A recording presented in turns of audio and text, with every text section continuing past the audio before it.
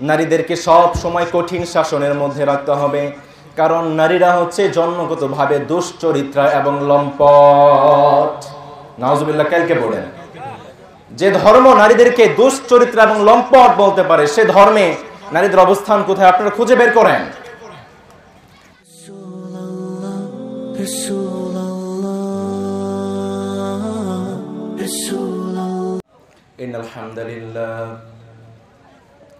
ইন্নাল হামদালিল্লাহি নাহমাদুহু ওয়া নাস্তাঈনুহু ওয়া নাস্তাগফিরুহু ওয়া নু'মিনু বিহি ওয়া নাতাওয়াক্কালু আলাইহি ওয়া নাউযু বিল্লাহি মিন শুরুরি আনফুসিনা ওয়া মিন সাইয়্যাতি আ'মালিনা মান ইয়াহদিহিল্লাহু ফালা মুদিল্লা লাহু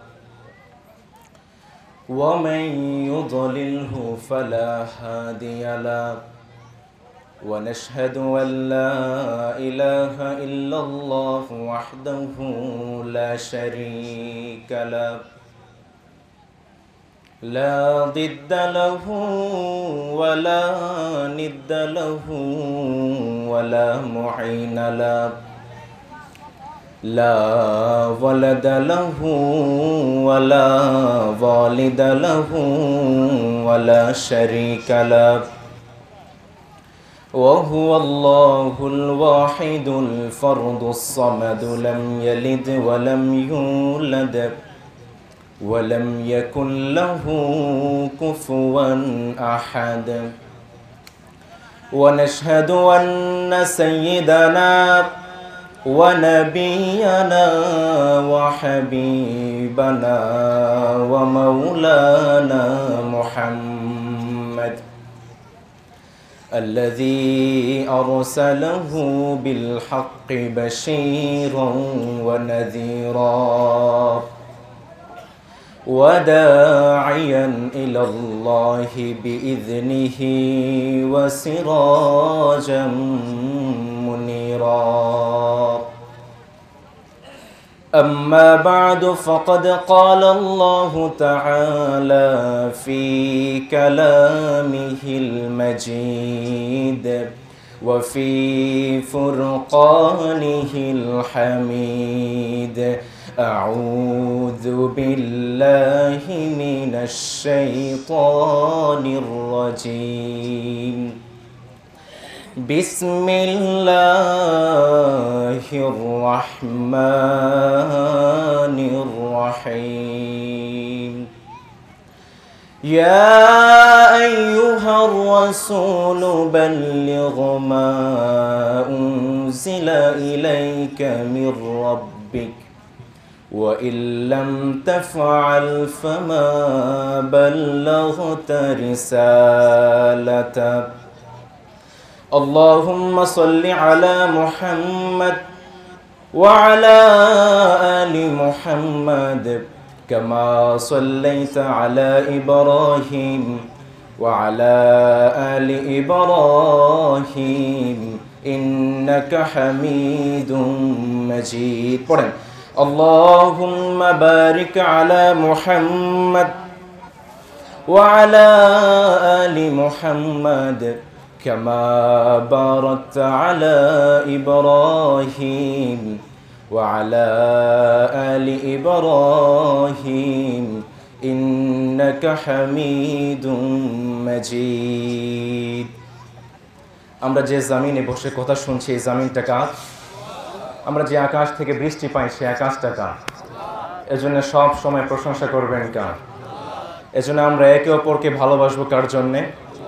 আবার একে অপরকে ঘৃণা করব কার জন্যে? সব সময় আমাদের ভালোবাসা হবে কার জন্যে? নাকি শুধু ভালোবাসা দিবসে? মুসলমানদের ভালোবাসা শুধু ভালোবাসা দিবসের সাথে সম্পৃক্ত নয়। মুসলমানদের ভালোবাসা সব সময় একজনের জন্য। তিনি কে?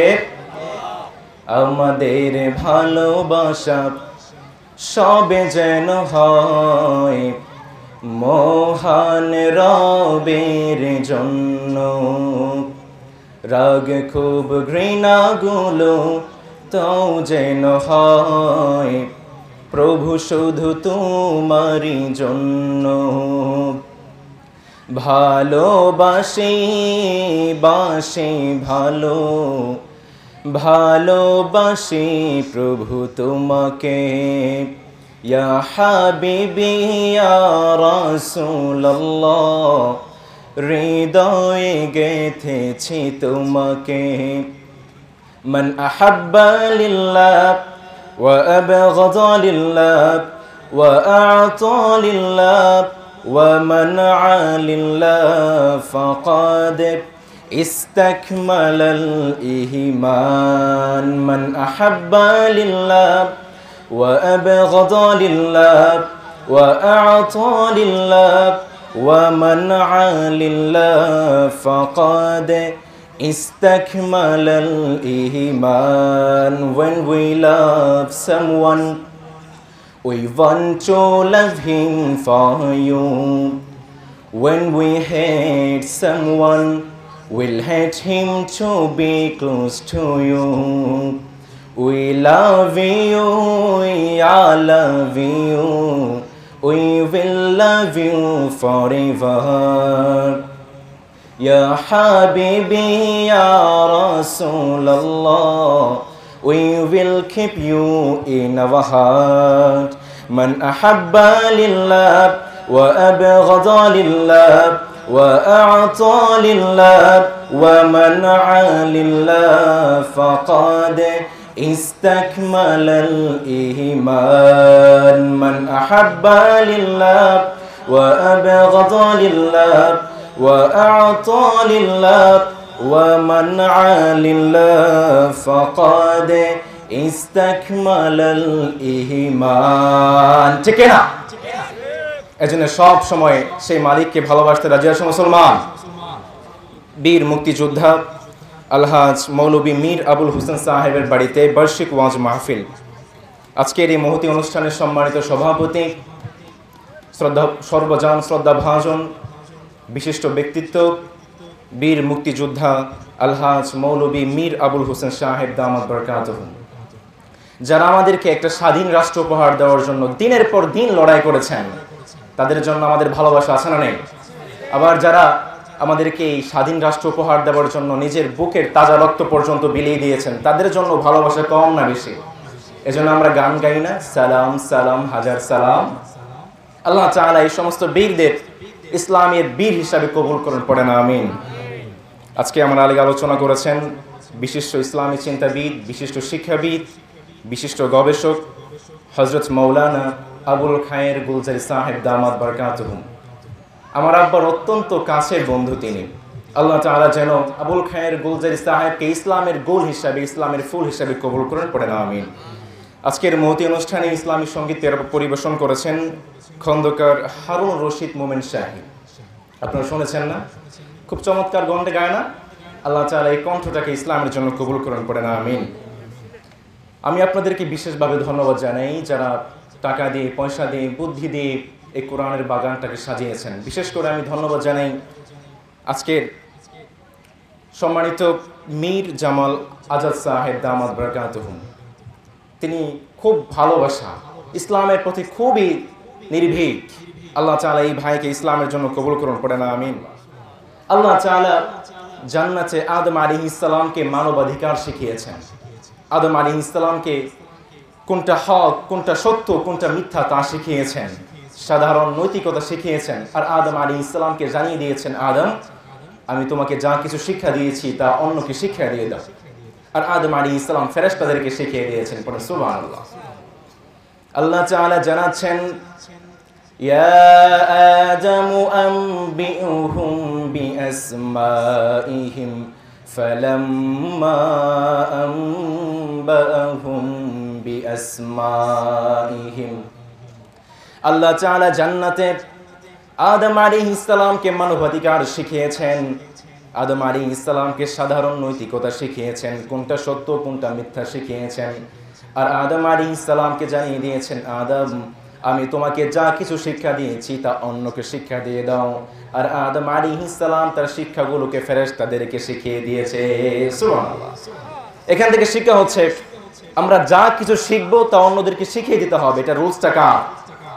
আর জোরে কার? এজন্য আল্লাহ তাআলা হেরা গুহায় বিশ্বনবী সাল্লাল্লাহু আলাইহি ওয়াসাল্লামকে কোরআন দিয়ে জানিয়ে দিয়েছেন, নবী এই কোরআনটা শুধু হেরা গুহার মধ্যে সীমাবদ্ধ রাখার জন্য নয়, বরং আপনাকে যে কোরআন দিয়েছি এই কোরআনটা আপনি হেরা গুহা থেকে পুরো বিশ্বে ছড়িয়ে দিবেন। পড়েন সুবহানাল্লাহ। আল্লাহ তাআলা বিশ্বনবী সাল্লাল্লাহু আলাইহি ওয়াসাল্লামকে জানিয়ে দিয়েছেন, ইয়া আইয়ুহার রাসূলু বাল্লিগ মা উনজিলা ইলাইকা মির রাব্বিক ওয়া ইল্লাম তাফআল ফামা বাল্লাগতা রিসালাতাক।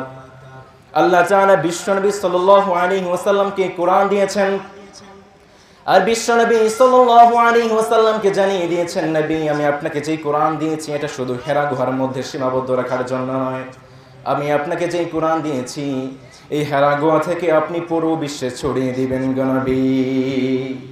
আজকে আমি আপনাদের কাছে সেই কোরআন থেকে কিছু দাওয়াত নিয়ে এসেছি। আপনারা ধৈর্য সহকারে বসে মনোযোগ সহকারে শুনে দাওয়াতগুলো কবুল করতে রাজি আছে মুসলমান? কে কে উঠে যাবেন দেখি? হ্যাঁ, কে উঠবেন?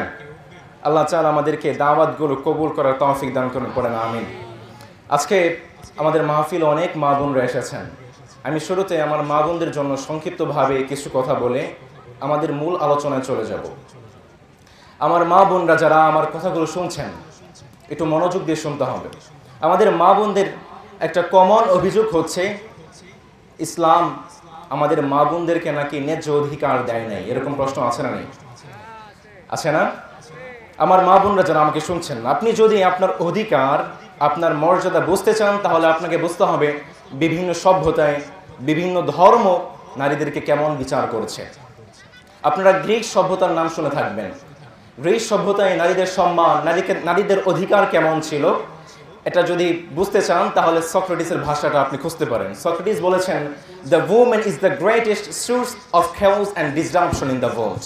পৃথিবীতে নারীরা হচ্ছে সমস্ত ঝামেলা এবং বিপদের মূল।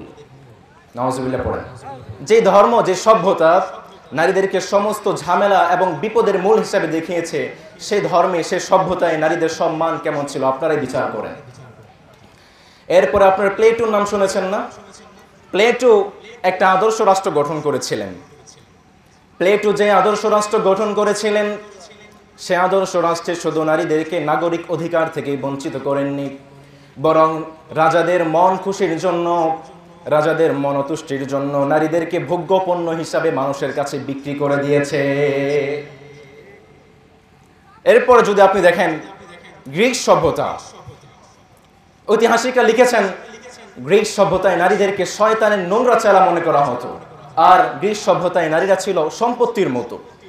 বাবা যখন মরে যায় সম্পত্তিগুলো ছেলের কাছে আসে না, ছেলে মারা গেলে নাতিনের কাছে আসে না। এই নারীরা ছিল সম্পত্তির মতো। বাবা যখন মারা যেত তখন এই মায়েরা ছেলেদের কাছে আসতো, ছেলেরা যখন মারা যেত এই মায়েরা নাতিনের কাছে আসতো। নাউজুবিল্লাহ পড়েন। এটা ছিল বিভিন্ন সভ্যতা। এখন যদি আপনি দেখেন বিভিন্ন ধর্মে নারীদের অবস্থান কেমন ছিল। ইহুদি ধর্ম মতে এনসাইক্লোপিডিয়া অফ ব্রিটানিকাতে বলা হয়েছে ইহুদি ধর্ম মতে নারীদের উপর সৃষ্টিকর্তার চিরন্তন অভিশাপ রয়েছে, আর নারীরা হচ্ছে সব পাপের মূল। নাউজুবিল্লাহ পড়েন। যে ধর্মের সৃষ্টিকর্তা নারীদের উপর চিরন্তন অভিশাপ রয়েছে সে ধর্মে নারীদের অবস্থান কেমন আপনারাই বিচার করেন। এরপরে আসেন হিন্দু ধর্ম। হিন্দু ধর্মের কিতাব মনুসংহিতায় লেখা আছে নারীদেরকে সব সময় কঠিন শাসনের মধ্যে রাখতে হবে, কারণ নারীরা হচ্ছে জন্মগতভাবে দুশ্চরিত্রা এবং লম্পট। নাউজুবিল্লাহ কালকে বলেন। যে ধর্ম নারীদেরকে দুশ্চরিত্রা এবং লম্পট বলতে পারে সে ধর্মে নারীদের অবস্থান কোথায় আপনারা খুঁজে বের করেন। এরপরে হিন্দু ধর্মে আছে পরম দেবতা। আপনারা পরম দেবতার নাম শুনেছেন না? পরম দেবতা মানে হচ্ছে আপনার স্বামী যতই ইয়াবাখোর হোক, আপনার স্বামী যতই মদখোর হোক, আপনার স্বামী যতই বাজে হোক না কেন, হিন্দু ধর্মে নারীদেরকে দাসের আসনে বসানো হয়েছে এবং ভাইদেরকে স্বামীদেরকে দেবতার আসনে বসানো হয়েছে। এই জন্যই হিন্দু ধর্মে নারীদের কাছে স্বামীরা হচ্ছে পরম দেবতা। আবার হিন্দু ধর্মে একটা প্রথা ছিল সতীদাহ প্রথা। সতীদাহ প্রথা হচ্ছে এরকম, যদি কোনো স্ত্রীর আগে কোনো স্বামী মারা যায় তাহলে স্বামীর সাথে সাথে স্ত্রীকেও পুড়িয়ে মেরে ফেলতে হবে। কিন্তু যদি কোনো স্ত্রী স্বামীর আগে মারা যায় তাহলে স্বামীকে স্ত্রীর সাথে পুড়িয়ে মেরে ফেলতে হবে। কত বড় জঘন্য একটা নিয়ম ছিল! লর্ড বেন্টিক 1838 সালে এই নিয়মটাকে ভেঙে দিয়েছেন। আবার আপনারা জানেন হিন্দু ধর্মে বাবার সম্পত্তিতে মেয়েদের কোনো অংশ নেই, জানেন না আপনারা?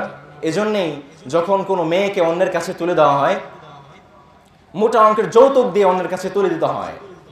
এই যৌতুক মুসলমানদের কালচার নয়, এটা হচ্ছে হিন্দুদের কালচার। এই জন্য যে মুসলমান যৌতুক খায়, যে মুসলমান যৌতুক নেয়, ওদের সাথে ইসলামের কোনো সম্পর্ক।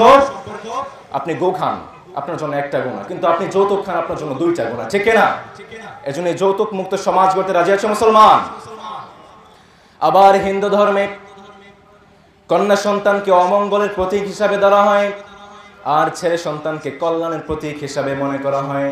এজন্য আপনি যখন কোনো হিন্দু ভাইকে মেয়ে সন্তানের সুসংবাদ দিবেন, তার মুখটা বাংলা পাঁচের মতো কালো হয়ে যাবে। এজন্য হিন্দু ধর্মে একটা দোয়া আছে, একটা প্রার্থনা আছে। তারা বলে, the birth of a girl grant if you swear her grant a boy.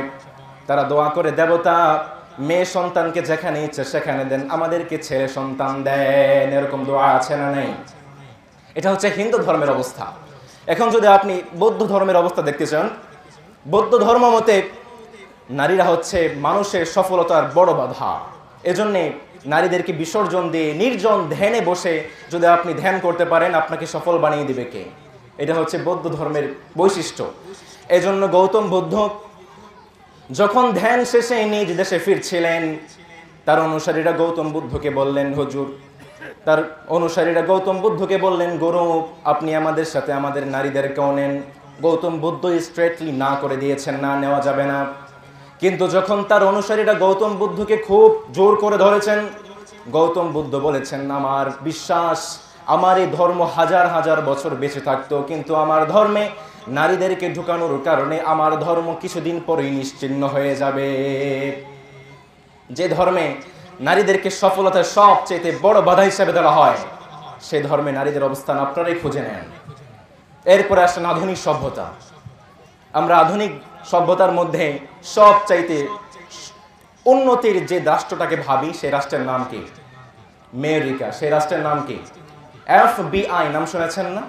FBI এর ক্রাইম রিপোর্টের এক পরিসংখ্যানে দেখানো হয়েছে, আমেরিকাতে প্রতি বছর প্রায় 16,000 মহিলা তার স্বামী এবং বয়ফ্রেন্ডের নির্যাতনে আত্মহত্যা করে। আবার আমেরিকাতে প্রতি 2 মিনিটে একজন করে নারী ধর্ষিতা হয়। আজও ভারতে একটা স্লোগান আছে, পে 500 রুপিস সেভ 50,000 রুপিস। আপনি 500 টাকা দিয়ে আপনার কন্যা সন্তানকে পেটেই মেরে ফেলেন, আর 50,000 টাকা আপনি সেভ করেন। এরকম স্লোগান আছে না নেই? এই আধুনিক সভ্যতা নারীদেরকে আত্মহত্যা করতে শিখিয়েছে। আধুনিক সভ্যতা নারীদেরকে ধর্ষিতা হতে শিখিয়েছে। আধুনিক সভ্যতা নারীদেরকে পেটেই মেরে ফেলতে শিখিয়েছে, ঠিক কিনা? এখন যদি আপনি ইসলামের কাছে আসেন, ইসলামের রব মালিক, ইসলামের মেইন গ্রন্থ মহাসংবিধান কোরআনের মধ্যে নারীদের নামে একটা সূরা দিয়ে পুরো বিশ্বে নারীদের সম্মান এবং মর্যাদার কথা ঘোষণা দিয়ে দিয়েছে। সুবহানাল্লাহ। নারীদের নামে একটা সূরা আছে না নেই? সেই সূরার নাম কি? আরো জোরে। ইসলাম নারীদেরকে 3টা ভাগে বিভক্ত করেছে। 1 নাম্বার হচ্ছে, ইসলাম বলে যখন কোনো নারী পৃথিবীতে আসবে তখন তাকে বলা হয় কন্যা সন্তান। আর ইসলাম জানিয়েছে, খায়রুকুম মান বুক্কিরা বিল উনসা। যখন কোনো কন্যা সন্তান কোনো বাবা মার গর্ভে জন্মগ্রহণ করে, রব্বুল আলামিন সেই বাবা মাকে সৌভাগ্যবান বানিয়ে দেয়। আবার ইসলাম জানিয়েছে, কোনো মা কতটা সৌভাগ্যবান তা যদি তুমি যাচাই করতে যাও, তাহলে বুঝতে হবে, তাহলে দেখতে হবে তার প্রথম সন্তান কন্যা সন্তান কিনা। বিশ্বনবী সাল্লাল্লাহু আলাইহি ওয়াসাল্লাম জানিয়েছেন, মিন বারাকাতিল মারআতি তাবকিরুহা বিল ইনাস। কোনো মাকে যদি আপনি যাচাই করতে যান, কোনো মাকে যদি আপনি যাচ করতে যান, তাহলে দেখতে হবে তার প্রথম সন্তান কন্যা সন্তান কিনা। কারণ তার প্রথম সন্তান যদি কন্যা সন্তান হয়, রব্বুল আলামিন সেই মাকে সৌভাগ্যবান বানিয়ে দেয়। এজন্য আমার ভাইয়েরা যারা এসেছেন, যাদের প্রথম সন্তান কন্যা সন্তান, বুঝতে হবে আপনাদের স্ত্রীরা হচ্ছে আপনাদের উপর রাহমা। আপনাদের স্ত্রীরা আপনাদের উপর রাহমা, বারাকা। আপনাদের স্ত্রীরা আপনাদের অনেক কল্যাণ নিয়ে আসবে, অনেক রাহমা নিয়ে আসবে। এখানে কে কে আছেন দেখি যাদের প্রথম সন্তান কন্যা সন্তান? মাশাআল্লাহ, মাশাআল্লাহ। আল্লাহ আমাদের ভাইদেরকে কবুল করে, পড়েন আমিন। এজন্য ইসলাম জানায় যখন কন্যা সন্তান জন্মগ্রহণ করে সেই বাবা মাকে সৌভাগ্যবান বানিয়ে দেয় কে? আবার ইসলাম শিখিয়েছে যখন কোন কন্যা সন্তান পৃথিবীতে আসে একজন নূরের ফেরেশতা সেই ঘরে অবতরণ করে, আর সেই ফেরেশতা তার নূরের ডানা দিয়ে সেই কন্যা সন্তানকে আদর করতে থাকে আর বলতে থাকে ফাহসানা তালিমাহা ওয়া আদাবা তাদিবাহা। যে ব্যক্তি কন্যা সন্তানকে ইসলামী শিক্ষায় বড় করবে, যে ব্যক্তি কন্যা সন্তানকে শিষ্টাচার শিখাবে, ভদ্রতা শিখাবে, যে ব্যক্তি কন্যা সন্তানকে সাহায্য করবে, কিয়ামত পর্যন্ত সেই ব্যক্তির সাথে সাহায্য থাকবে কার? এজন্য ইসলাম কন্যা সন্তানকে মর্যাদা কম দিয়েছে না বেশি দিয়েছে? আরো জোরে, কম না বেশি? আবার কন্যা সন্তান যখন বড় হয় ইসলাম বলে তাদের থেকে যৌতুক নিয়ে নয়, বরং তাদেরকে মোহরনা দিয়ে তোমরা তাদেরকে তোমাদের ঘরে তুলে নাও। সুবহানাল্লাহ পড়েন। আল্লাহ তাআলা বলছেন ওয়াআতুহুন্না উজুরাহুন্না ফারীদা। যখন তোমরা বিয়ে করতে যাবে তাদের থেকে যৌতুক নিয়ে নয়, বরং তাদেরকে উল্টা মোহরানা দিয়ে তোমরা তাদেরকে ঘরে তুলে নিবে। এজন্য ইসলাম শিখিয়েছে ওয়াআশিরুহুন্না বিল মা'রুফ। যখন তোমরা বিয়ে করে তোমাদের বউকে ঘরে তুলে নেবে তাদের সাথে সুন্দর আচরণ করতে হবে, ভালো ব্যবহার করতে হবে, কারণ ইসলামে সেই স্বামী সেরা যে তার বউয়ের কাছে সেরা। সুবহানাল্লাহ। ইসলামের সেই স্বামী হচ্ছে সেরা যে স্বামী তার বউয়ের কাছে সেরা। আবার এট দ্য সেম ভাবে ইসলামের সেই নারী সেরা যে তার স্বামীর কাছে সেরা। সুবহানাল্লাহ পড়েন। এজন্য বিশ্বনবী সাল্লাল্লাহু আলাইহি ওয়াসাল্লাম জানিয়েছেন যখন কোন স্বামী পৃথিবী থেকে বিদায় নিয়ে যাবে তার স্ত্রী যদি তাকে নেককার বলে ঘোষণা দেয়, তার স্ত্রী যদি বড্ড ভালো মানুষ বলে ঘোষণা দেয়, রব্বুল আলামিন কিয়ামতের দিন সেই স্বামীকে জান্নাতে ঢুকিয়ে দেয়। আবার যখন কোন স্ত্রী পৃথিবী থেকে বিদায় নেবে যদি তার স্বামী সেই স্ত্রীকে নেককারী বলে ঘোষণা দেয়, যদি সেই স্বামী তার স্ত্রীকে বড্ড ভালো মানুষ বলে ঘোষণা দেয়, রব্বুল আলামিন সেই স্ত্রীকেও কিয়ামতের দিন জান্নাতে ঢুকিয়ে দেয়। এজন্য ইসলাম বলে আপনাদের স্ত্রীদের সাথে ভালো ব্যবহার করতে হবে, নম্র ব্যবহার করতে হবে। আবার ইসলাম বলেছে হুন্না লিবাসুল লাকুম ওয়া আনতুম লিবাসুল লাহুন। পৃথিবীতে যা কিছু চির কল্যাণকর অর্ধেক তার করিয়াছে নারী, অর্ধেক তার নর। সুবহানাল্লাহ। পৃথিবীতে যা কিছু চির কল্যাণকর অর্ধেক তার করিয়াছে নারী, অর্ধেক তার নর। এজন্য স্ত্রীদেরকে ইসলাম মর্যাদা কম দিয়েছে না বেশি দিয়েছে? আরো জোরে, কম না বেশি? আবার ইসলাম বলে যখন কোন স্ত্রী পেটে সন্তান ধারণ করবে, সন্তান ধারণ করার সময় সে মা হয়ে যায়, আর কোন মা যদি সন্তান ডেলিভারি করার সময় মৃত্যুবরণ করে, রব্বুল আলামিন সেই মাকে শহীদদের কাতারে দাঁড় করিয়ে দেয়। আমাকে শহীদ করে সেই মিছিলে শামিল করে নিও, যেই মিছিলের নেতা মীর হামজা খুবায়ে বেখাবার। আল্লাহর কাছে যারা অতি প্রিয় শামিল করে নিও। পড়েন আমাকে শহীদ করে সেই মিছিলে শামিল করে নিও। পড়েন আমিন। এজন্য ইসলাম শিখিয়েছে যখন কোনো মা সন্তান ডেলিভারি করতে গিয়ে মৃত্যুবরণ করবে, রব্বুল আলামিন সেই মাকে শহীদদের কাতারে দাঁড় করিয়ে দেয়। আবার ইসলাম শিখিয়েছে যদি কোনো মা সুস্থভাবে সুন্দরভাবে কোনো সন্তান ডেলিভারি করে, ইসলাম জানিয়ে দিয়েছে আল জান্নাতু তাহতা আকদামি উম্মাহাতিকুম। আমাদের ছেলেদের জন্য, আমাদের মেয়েদের জন্য মায়ের পায়ের নিচে জান্নাত রেখে দিয়েছেন কে? ওগো মা তুমি এ ধরনের শ্রেষ্ঠ নিয়ামত, তোমারই পদ তলে রয়েছে জান্নাত। পড়েন ওগো মা তুমি এ ধরনের শ্রেষ্ঠ নিয়ামত, তোমারই পদ তলে রয়েছে জান্নাত, তোমারই পদ তলে রয়েছে জান্নাত। পড়েন সুবহানাল্লাহ। এজন্য ইসলাম নারীকে প্রত্যেকটা ধাপে ধাপে শ্রেষ্ঠত্ব দিয়েছে, সম্মান দিয়েছে। একমাত্র ইসলাম নারীদেরকে দিয়েছে সর্বোচ্চ মর্যাদা, আর একমাত্র ইসলাম নারীদেরকে দিয়েছে সর্বশ্রেষ্ঠ অধিকার। ঠিক না? এজন্য আমার মা বোনেরা যারা আমাকে শুনছেন, নিজেদের অধিকারটাকে টিকিয়ে রাখতে হবে, নিজের সম্মানটাকে টিকিয়ে রাখতে হবে, তাহলে আপনাদেরকে জান্নাতি বানিয়ে দিবে কে? আবার আমাদের সমাজে দেখবেন অনেকেই নারী অধিকার বলে চিল্লায়। আপনি খোঁজ নিয়ে দেখবেন তাদের ঘরে মা বোনেরা বেশি নির্যাতিত হয়। তারাই কাজের মেয়েদেরকে গরম ছেঁকা দেয়, তারাই বৃদ্ধ অবস্থায় মা বাবাদেরকে বৃদ্ধাশ্রমে রেখে আসে, ঠিক কিনা? এজন্য আমার মা বোনেরা যারা আমাকে শুনছেন, নিজেদের অধিকার, নিজেদের মর্যাদা, নিজেদের সম্মানটাকে টিকিয়ে রাখতে হবে। বিশ্বনবী সাল্লাল্লাহু আলাইহি ওয়াসাল্লাম বলেছেন, কোন মা বোন যদি তাদের সম্মানটাকে টিকিয়ে রাখতে পারে, বিশ্বনবী সাল্লাল্লাহু আলাইহি ওয়াসাল্লাম 4টা আমল শিখিয়েছেন আর বলেছেন, কোন মা বোন যদি 4টা আমল নিজেদের মধ্যে 4টা আমল করে নিজেদের সম্মানটাকে টিকিয়ে রাখতে পারে, 4টা আমলের মাধ্যমে নিজেদের শ্রেষ্ঠত্বকে টিকিয়ে রাখতে পারে, কিয়ামতের দিন জান্নাতের 8টা দরজা দিয়ে যেখান দিয়ে ইচ্ছা সে জান্নাতে প্রবেশ করবে। 1 নাম্বার, বিশ্বনবী সাল্লাল্লাহু আলাইহি ওয়াসাল্লাম শিখিয়েছেন, আল মারআতু ইযা সাল্লাত খামসাহা, যখন কোন নারী 5 ওয়াক্ত নামাজ আদায় করবে। 2 নাম্বার শিখিয়েছেন, সামাত শাহরাহা, রমজান মাসে রোজা রাখবে। 3 নাম্বার শিখিয়েছেন, আতাআত বালাহা, স্বামীর আনুগত্য করবে। 4 নাম্বার শিখিয়েছেন, হাফিজাত ফুরুজাহা, নিজের লজ্জাস্থানের হেফাজত করবে। বিশ্বনবী সাল্লাল্লাহু আলাইহি ওয়াসাল্লাম শিখিয়েছেন, এই 4টা কাজের মাধ্যমে কোন নারী যদি তার সম্মানটাকে টিকিয়ে রাখতে পারে, কিয়ামতের দিন জান্নাতের 8টা দরজার মধ্য থেকে যে দরজা দিয়ে ইচ্ছা সে জান্নাতে প্রবেশ করবে। এজন্য আমার মা বোনেরা যারা আমাকে শুনছেন, নিজেদের অধিকার, আপনাদের সম্মান, আপনাদের শ্রেষ্ঠত্ব টিকিয়ে রাখতে হবে, ঠিক কিনা? আল্লাহ আমাদের তৌফিক দাও, পড়েন আমিন।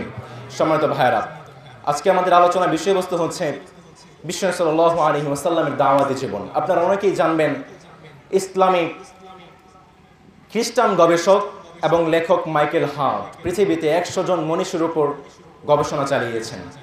তিনি জীবনে যে সকল দিক নিয়ে গবেষণা চালিয়েছেন তার মধ্যে 1 নাম্বার হচ্ছে মানব জাতির বিষয়ে কল্যাণের ভূমিকা, এর মানে হচ্ছে তার দাওয়াতি জীবন কেমন ছিল। 2 নাম্বার ছিল সাম্য, এরপরে ছিল অধিকার, অনুসারীদের সংখ্যা, নারী অধিকার, নারী স্বাধীনতা। এই কয়েকটা বিষয়ের উপর মাইকেল হার্ট খুব নিরপেক্ষভাবে 100 জন মনীষীর উপর গবেষণা চালিয়েছেন। অ্যান্ড ফাইনালি তিনি একজন খ্রিস্টান হয়ে এই 100 জন মনীষীর মধ্যে সর্বপ্রথম যাকে স্থান দিয়েছেন তিনি হচ্ছেন আমাদের বিশ্বনবী। চিল্লায়ে পড়েন আল্লাহু আকবার। সেই নবীর প্রতি আমাদের ভালোবাসা আছে না নেই? তুমি আছো হৃদয়ের গভীরে, ভুলবো তোমায় বলো কি করে। তুমি আছো হৃদয়ের গভীরে, ভুলবো তোমায় বলো কি করে। দেখি নাই তোমারে কোনদিন, তবু আছো হৃদয়ে অমলিন। দেখি নাই তোমারে কোনদিন, তবু আছো হৃদয়ে অমলিন। প্রেমের ভুবনে তোমারি বিরহ বেথায়, নিশীথে শেফালিরা ঝরে। তুমি আছো হৃদয়ের গভীরে, ভুলবো তোমায় বলো কি করে। পড়েন, তুমি আছো হৃদয়ের গভীরে, ভুলবো তোমায় বলো কি করে। ঠিক না? বিশ্ব সাল্লাল্লাহু আলাইহি ওয়াসাল্লাম পৃথিবীতে আসলেন, এসে দেখলেন সবাই অন্যায় কাজে নিয়োজিত। কেউ জেনা করছে, কেউ ব্যভিচার করছে, কেউ সুদ খাচ্ছে, কেউ মানুষকে ঠকাচ্ছে। বিশ্ব সাল্লাল্লাহু তার জাতিটাকে কল্যাণের পথে নিয়ে আসবেন। বিশ্ব সাল্লাল্লাহু আলাইহি ওয়াসাল্লাম মানব জাতির কল্যাণে হেরা গুহায় গিয়ে ধ্যান করতে লাগলেন। সুবহানাল্লাহ। এখান থেকে শিক্ষা হচ্ছে, আমরা যদি আমাদের দেশের কল্যাণ করতে চাই, আমরা যদি আমাদের সমাজের কল্যাণ করতে চাই, আমাদেরকে ভাবতে হবে। কিন্তু দুঃখজনক হলেও সত্য হচ্ছে, আমাদের ভাবার মতো কোনো সময় নাই। আছে না নাই? বিশ্ব সাল্লাল্লাহু আলাইহি ওয়াসাল্লামের মাধ্যমে পুরো বিশ্ববাসীকে জানিয়ে দিয়েছেন, তোমরা যদি তোমাদের সমাজের কল্যাণ করতে চাও, তোমরা যদি তোমাদের দেশের ডেভেলপ করতে চাও, তোমাদেরকে ভাবতে হবে।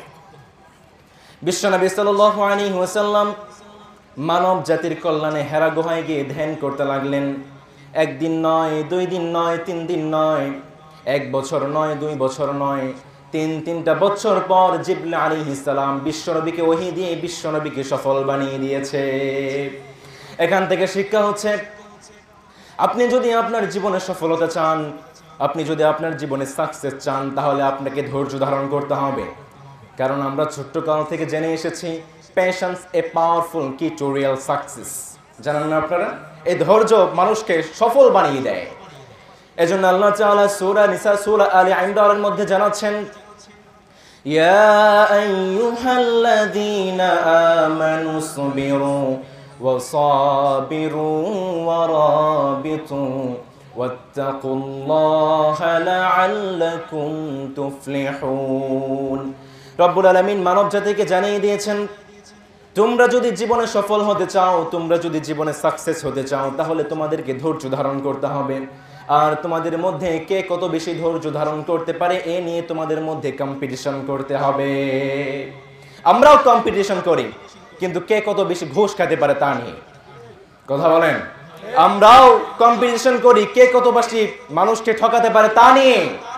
কিন্তু আল্লাহ তাআলা জানিয়ে দিয়েছেন, তোমরা যদি সফল হতে চাও, তাহলে তোমরা কে কত বেশি ধৈর্য ধারণ করতে পারে তা নিয়ে কম্পিটিশন করো। পরে সুবহানাল্লাহ। এখন আমাদের মনে প্রশ্ন আসতে পারে, ধৈর্য আমাদেরকে কিভাবে সফল বানাতে পারে? একটু মনোযোগ দিয়ে শুনতে হবে।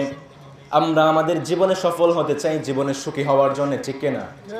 আর মনোবিজ্ঞান বলছে, আপনি যদি আপনার জীবনে সফল হতে চান, আপনার মধ্যে অল্প তুষ্টি থাকা লাগবে। কি থাকা লাগবে? আমরা ছোট্টকাল থেকে জেনে এসেছি, পেশেন্স দ্য কি টু স্যাটিসফ্যাকশন। আপনি যদি ধৈর্য ধারণ করতে পারেন, তাহলে আপনাকে আত্মতৃপ্তি নামক গুণ দিয়ে দিবে কে? এজন্য মনোবিজ্ঞান বলছে, আপনি যদি আপনার জীবনে সফল হতে চান, আপনার মধ্যে আত্মতৃপ্তি নামক গুণ থাকতে হবে। আর আপনি যদি আত্মতৃপ্তি নামক গুণ অর্জন করতে চান, তাহলে আপনার মধ্যে ধৈর্য থাকা লাগবে। 2 নাম্বার হচ্ছে, আপনি যদি আপনার জীবনে সফল হতে চান, তাহলে আপনার রাগকে কন্ট্রোল করা লাগবে। কারণ রাগ হচ্ছে এমন একটা ব্যাধি যা মানুষের হিতাহিত জ্ঞানকে লুপ করে দেয়। রাগে মানুষ হার্ট অ্যাটাক করে ফেলে, স্ট্রোক করে ফেলে, আছে না নেই? আপনাদের সখীপুরে নেই? আছে না নেই? এজন্য আপনি যদি সফল হতে চান, আপনার মধ্যে রাগকে কন্ট্রোল করতে হবে। এজন্য বিশ্বনবী সাল্লাল্লাহু আলাইহি ওয়াসাল্লামের কাছে সাহাবী এসে বললেন, ইয়া রাসূলুল্লাহ, আপনি আমাকে একটা নসিহত করেন যার মাধ্যমে আমি দুনিয়া এবং আখিরাতে সফল হতে পারবো। বিশ্বনবী সাল্লাল্লাহু আলাইহি ওয়াসাল্লাম বললেন, সাহাবীরে লা তাগদাব, তুমি তোমার রাগটাকে কন্ট্রোল করো। সাহাবী বিশ্বনবীকে বললেন, ইয়া রাসূলুল্লাহ, আপনি আমাকে আরেকটা নসিহত করেন। বিশ্বনবী আবার বললেন, ও সাহাবীরে, তুমি যদি তোমার জীবনে সফল হতে চাও, তাহলে তুমি তোমার রাগটাকে কন্ট্রোল করো। সাহাবী আবার বললেন, নবী, এটা তো বুঝলাম, আর একটা নসিহত করেন যার মাধ্যমে আমি দুনিয়া এবং আখিরাতে সফল হতে পারবো। বিশ্বনবী সাল্লাল্লাহু আলাইহি ওয়াসাল্লাম আবার বললেন, লা তাগদাব, তুমি যদি সফল হতে চাও, তাহলে তুমি তোমার রাগটাকে কন্ট্রোল করো। কারণ রেগে গেলেন তো, আরো জোরে রেগে গেলেন তো, এজন্য রাগকে কন্ট্রোল করতে হবে। আপনি যদি রাগটাকে কন্ট্রোল করতে পারেন, আপনাকে সফল বানিয়ে দিবে কে? আল্লাহ। এজন্য বিশ্বনবী সাল্লাল্লাহু আলাইহি ওয়াসাল্লাম সব সময় দোয়া করতেন, আল্লাহুম্মা জাআলনি সাবুরা ওয়াজআলনি শাকুরা ওয়াজআলনি ফি আইনি সগীরা ওয়া ফি আয়ুনিন নাসি কাবীরা। পড়েন আমিন। আর ইসলাম আমাদেরকে শিখিয়েছে, বিশ্বনবী সাল্লাল্লাহু আলাইহি ওয়াসাল্লাম ধৈর্য ধারণ করতে, নিজের রাগটাকে কন্ট্রোল করতে যে কয়টা টিপস, যে কয়টা উপায় আমাদেরকে শিখিয়েছে, এর মধ্যে 1 নাম্বার হচ্ছে, আপনি যদি আপনার রাগটাকে কন্ট্রোল করতে চান, ধৈর্য ধারণ করতে হবে, আর আপনাকে সেই জায়গা থেকে চলে যেতে হবে। ইসলাম শেখায়, keep patience and leave this place. আপনি যদি আপনার রাগটাকে কন্ট্রোল করতে চান, আপনাকে ধৈর্য ধারণ করতে হবে এবং সেই জায়গা থেকে চলে যেতে হবে। আপনার রাগটাকে কমিয়ে দিবে কে? এজন্য আপনি যদি আপনার জীবনে সফল হতে চান, বিশ্ব সাল্লাল্লাহু আলাইহি ওয়াসাল্লাম শেখাচ্ছেন আপনাকে ধৈর্য ধারণ করতে হবে। এখন আমাদের সমাজে অনেক ভাইয়েরা আছেন যারা ধৈর্য ধারণ করতে পারে না, যাদের ধৈর্য শক্তি নাই, আছে না নাই? আপনাদেরকে বলছি, আপনারা যদি আপনাদের ধৈর্য শক্তি বাড়াতে চান, 1 নাম্বার আমল হচ্ছে আপনাদেরকে এই কোরআন পড়তে হবে। কি পড়তে হবে? এই কোরআন পড়তে হবে। 2 নাম্বার হচ্ছে মনোযোগ সহকারে আপনাদের নামাজ পড়তে হবে। 3 নাম্বার হচ্ছে ডায়েরি লেখার অভ্যাস করতে হবে। আপনারা সারাদিন কি কি কাজ করছেন, কি কি ইম্পর্টেন্স কাজ আপনার জীবনে আছে, এইগুলো আপনি ডায়েরিতে লিখে রাখবেন। এরপরে হচ্ছে আত্মবিশ্বাসী হতে হবে। কনফিডেন্সিয়াল হতে হবে। ডিপেন্ডেন্স হলে আপনার মধ্যে ধৈর্য শক্তি আসবে। এরপরে হচ্ছে নিজেকে সময় দিতে হবে। আপনি সারাটা দিন ছেলের জন্য সময় দিচ্ছেন, আপনার মেয়ের জন্য সময় দিচ্ছেন, একটু সময় বের করে নিজের হিসাবটা কষেন না ভাই। আপনি নিজেকে সময় দেন, আপনার ধৈর্য শক্তি বাড়িয়ে দিবে কে? এরপর হচ্ছে নো কম্প্যারিজন, কোনো তুলনা করা যাবে না। সে এত বড় বিল্ডিং বানিয়ে ফেলেছে, সে এত টাকার মালিক হয়ে গিয়েছে, আপনি যদি কম্পেয়ার করেন আপনার মধ্যে ডিপ্রেশন চলে আসবে আর আপনি সফল হতে পারবেন। এরপরে হচ্ছে বাস্তববাদী হতে হবে, বাস্তবতাকে মেনে নেওয়ার মতো মেন্টালিটি আপনাকে সেট করতে হবে। এই কয়েকটা উপায়ে আপনি যদি প্র্যাকটিস করতে পারেন আপনার ধৈর্য শক্তি বাড়িয়ে দিবে কে? এজন্য বিশ্বনবী সাল্লাল্লাহু আলাইহি ওয়াসাল্লামের কাছে জিবরিল আলাইহিস সালাম এসে বিশ্বনবী সাল্লাল্লাহু আলাইহি ওয়াসাল্লামকে সফল বানিয়ে দিলেন। জিবরিল আলাইহিস সালাম বিশ্বনবী সাল্লাল্লাহু আলাইহি ওয়াসাল্লামকে চাপ দিয়ে ধরে বললেন, নবী আপনি পড়ুন। বিশ্বনবী সাল্লাল্লাহু আলাইহি ওয়াসাল্লাম বললেন, আমি তো পড়তে পারি না। জিবরিল আলাইহিস সালাম বিশ্বনবীকে বললেন, না নবী আপনি পড়ুন। বিশ্বনবী সাল্লাল্লাহু আলাইহি ওয়াসাল্লাম বললেন, আমি তো পড়তে পারি না। বিশ্বনবীকে পড়তে পারতেন নাকি? এখান থেকে প্রফেসর এ.এন. হোয়াইটহেড বলেছেন, বিশ্বনবী সাল্লাল্লাহু আলাইহি ওয়াসাল্লাম পৃথিবীতে আসার পূর্বে পৃথিবীতে জ্ঞান বিজ্ঞান ছিল দুর্বোধ্য, পৃথিবীতে জ্ঞান বিজ্ঞান ছিল ভাবমূলক। কিন্তু বিশ্বনবী সাল্লাল্লাহু আলাইহি ওয়াসাল্লাম আসার পর জ্ঞান বিজ্ঞানকে গবেষণামূলক এবং পরীক্ষামূলক বানিয়ে দিয়েছেন কে? এজন্য ইসলামের প্রথম শিক্ষা হচ্ছে আপনাকে পড়তে হবে। জিবরিল আলাইহিস সালাম বিশ্বনবী সাল্লাল্লাহু আলাইহি ওয়াসাল্লামকে জানিয়ে দিলেন, নবী আপনি পড়ুন, ইকরা বিসমি রাব্বিকাল্লাযী খালাক খালাকাল ইনসানা মিন আলাক ইকরা ওয়া রাব্বুকাল আকরাম আল্লাযী আল্লামা বিল কলম আল্লামাল ইনসানা মা লাম ইয়ালাম। পড়েন সুবহানাল্লাহ। এজন্য ইসলাম প্রথম শিখিয়েছে আপনাকে পড়তে হবে। যে ধর্মের প্রথম শিক্ষা হচ্ছে আপনাকে পড়তে হবে, সে ধর্মের অবস্থা দেখেন, বিভিন্ন পৃথিবীর দিকে তাকিয়ে দেখেন। এজন্য ইসলাম বিশ্বনবী সাল্লাল্লাহু আলাইহি ওয়াসাল্লামকে জানিয়ে দিয়েছেন, নবী আপনাকে যে ধর্ম দিয়েছে, আপনাকে যে ইসলাম দিয়েছে, এটা কোনো ভ্রষ্টতা, অলীক ধারণা, কোনো অজ্ঞতা, কোনো অবাস্তব কল্পনার উপর প্রতিষ্ঠিত নয়। আপনার এই ইসলামটা হচ্ছে জ্ঞান বিজ্ঞানের ভিত্তিমূলে প্রতিষ্ঠিত, ঠিক কিনা? এজন্য রাব্বুল আলামিন মুসলমানদের সংবিধান হিসাবে যে কোরআন দিয়েছেন, এই কোরআনের মধ্যে জ্ঞান বিজ্ঞানের কথা বলেছেন 779 বার। সুবহানাল্লাহ। আপনি যদি পুরো কোরআনটাকে সামারাইজ করেন তাহলে রব্বুল আলামিন প্রত্যেকটা সূরায় জ্ঞান বিজ্ঞানের কথা বলেছেন 7 বার। কিন্তু আপনি জানলে অবাক হবেন, আল্লাহ তাআলা কোরআনে কতবার জ্ঞান বিজ্ঞানের কথা বলেছেন গবেষকরা তা খুঁজে বের করতে পেরেছে। বিশ্বনবী সাল্লাল্লাহু আলাইহি ওয়াসাল্লাম তার হাদিসে নববীতে কতবার জ্ঞান বিজ্ঞানের কথা বলেছেন আজ পর্যন্ত কোনো গবেষক খুঁজে বের করতে পারে নাই। সুবহানাল্লাহ। এজন্য ইসলাম জানিয়েছে, ইসলাম কোনো ভ্রষ্টতা, কোনো অজ্ঞতা, কোনো অলীক ধারণা, কোনো অবাস্তব কল্পনার উপর প্রতিষ্ঠিত নয়। ইসলাম হচ্ছে জ্ঞান বিজ্ঞানের ভিত্তিমূলে প্রতিষ্ঠিত, ঠিক কিনা? কিন্তু যে ধর্মের প্রথম কথা হচ্ছে আপনাকে পড়তে হবে, সে ধর্মের অবস্থা দেখেন। পৃথিবীতে ইহুদিদের সংখ্যা হচ্ছে 1,50,00,000 মতো, কিন্তু এর মধ্যে নোবেল বিজয়ী আছেন প্রায় 110 জনের মতো। কিন্তু বিশ্বে মুসলমানদের সংখ্যা হচ্ছে 190 কোটি, কিন্তু এর মধ্যে নোবেল বিজয়ী আছেন মাত্র 5 থেকে 6 জন। এটা যদিও শিক্ষার মাপকাঠি নয়, কিন্তু এখান থেকে বোঝা যায় বিশ্বে মুসলমানদের অবস্থা কেমন, ঠিক কিনা? কিন্তু মুসলমানদের শিক্ষা দীক্ষা এরকম ছিল না। মুসলমানদের হাতে রচিত হয়েছিল মানব সভ্যতার এক গৌরবময় ইতিহাস। মুসলমানরা সন্নিবেশিত করেছিল মানব জাতির ইতিহাসে এক উৎকৃষ্ট জ্ঞানে ভান্ডার, যার বদান্যতায় পৃথিবী আজও চিরঋণী হয়ে আছে, ঠিক কিনা? এজন্য রবার্ট ব্রিফল বলেছেন, the European should be interpret to the Muslims. পৃথিবীতে মুসলিম বিজ্ঞানীদের উত্থান হয়েছে বলেই ইউরোপের রেনেসাঁ হয়েছে, আর ইউরোপের রেনেসাঁ হয়েছে বলেই পৃথিবীতে শিল্প বিপ্লব হয়েছে, আর পৃথিবীতে শিল্প বিপ্লব হয়েছে বলেই আজকে আমরা আধুনিক বিজ্ঞান পেয়েছি। এজন্য এই আধুনিক বিজ্ঞানের পিছনে আমাদের মুসলমানদের হাত আছে না নেই? আমি যখন আমার বিশ্ববিদ্যালয়, ঢাকা বিশ্ববিদ্যালয়ে প্রথম ক্লাস করছিলাম, ডক্টর মাসুদ আলম স্যার খুব চমৎকারভাবে বলছিলেন। তিনি বলছিলেন, মুসলমানরা যখন এই কারেন্ট লাইট আবিষ্কার করেছে, বর্তমান বিশ্বের সবচেয়ে উন্নত রাষ্ট্র আমেরিকার কোনো অস্তিত্বই তখন ছিল না। সুবহানাল্লাহ পড়বেন না? মুসলমানরা কোথায় ছিল? মুসলমানরা শুধু জ্ঞান বিজ্ঞানের ক্ষেত্রে নয়, জ্ঞান বিজ্ঞানের মূল হচ্ছে গণিত শাস্ত্র। রুম ল্যান্ডাও বলেছেন, the mother of all empirical science is mathematics.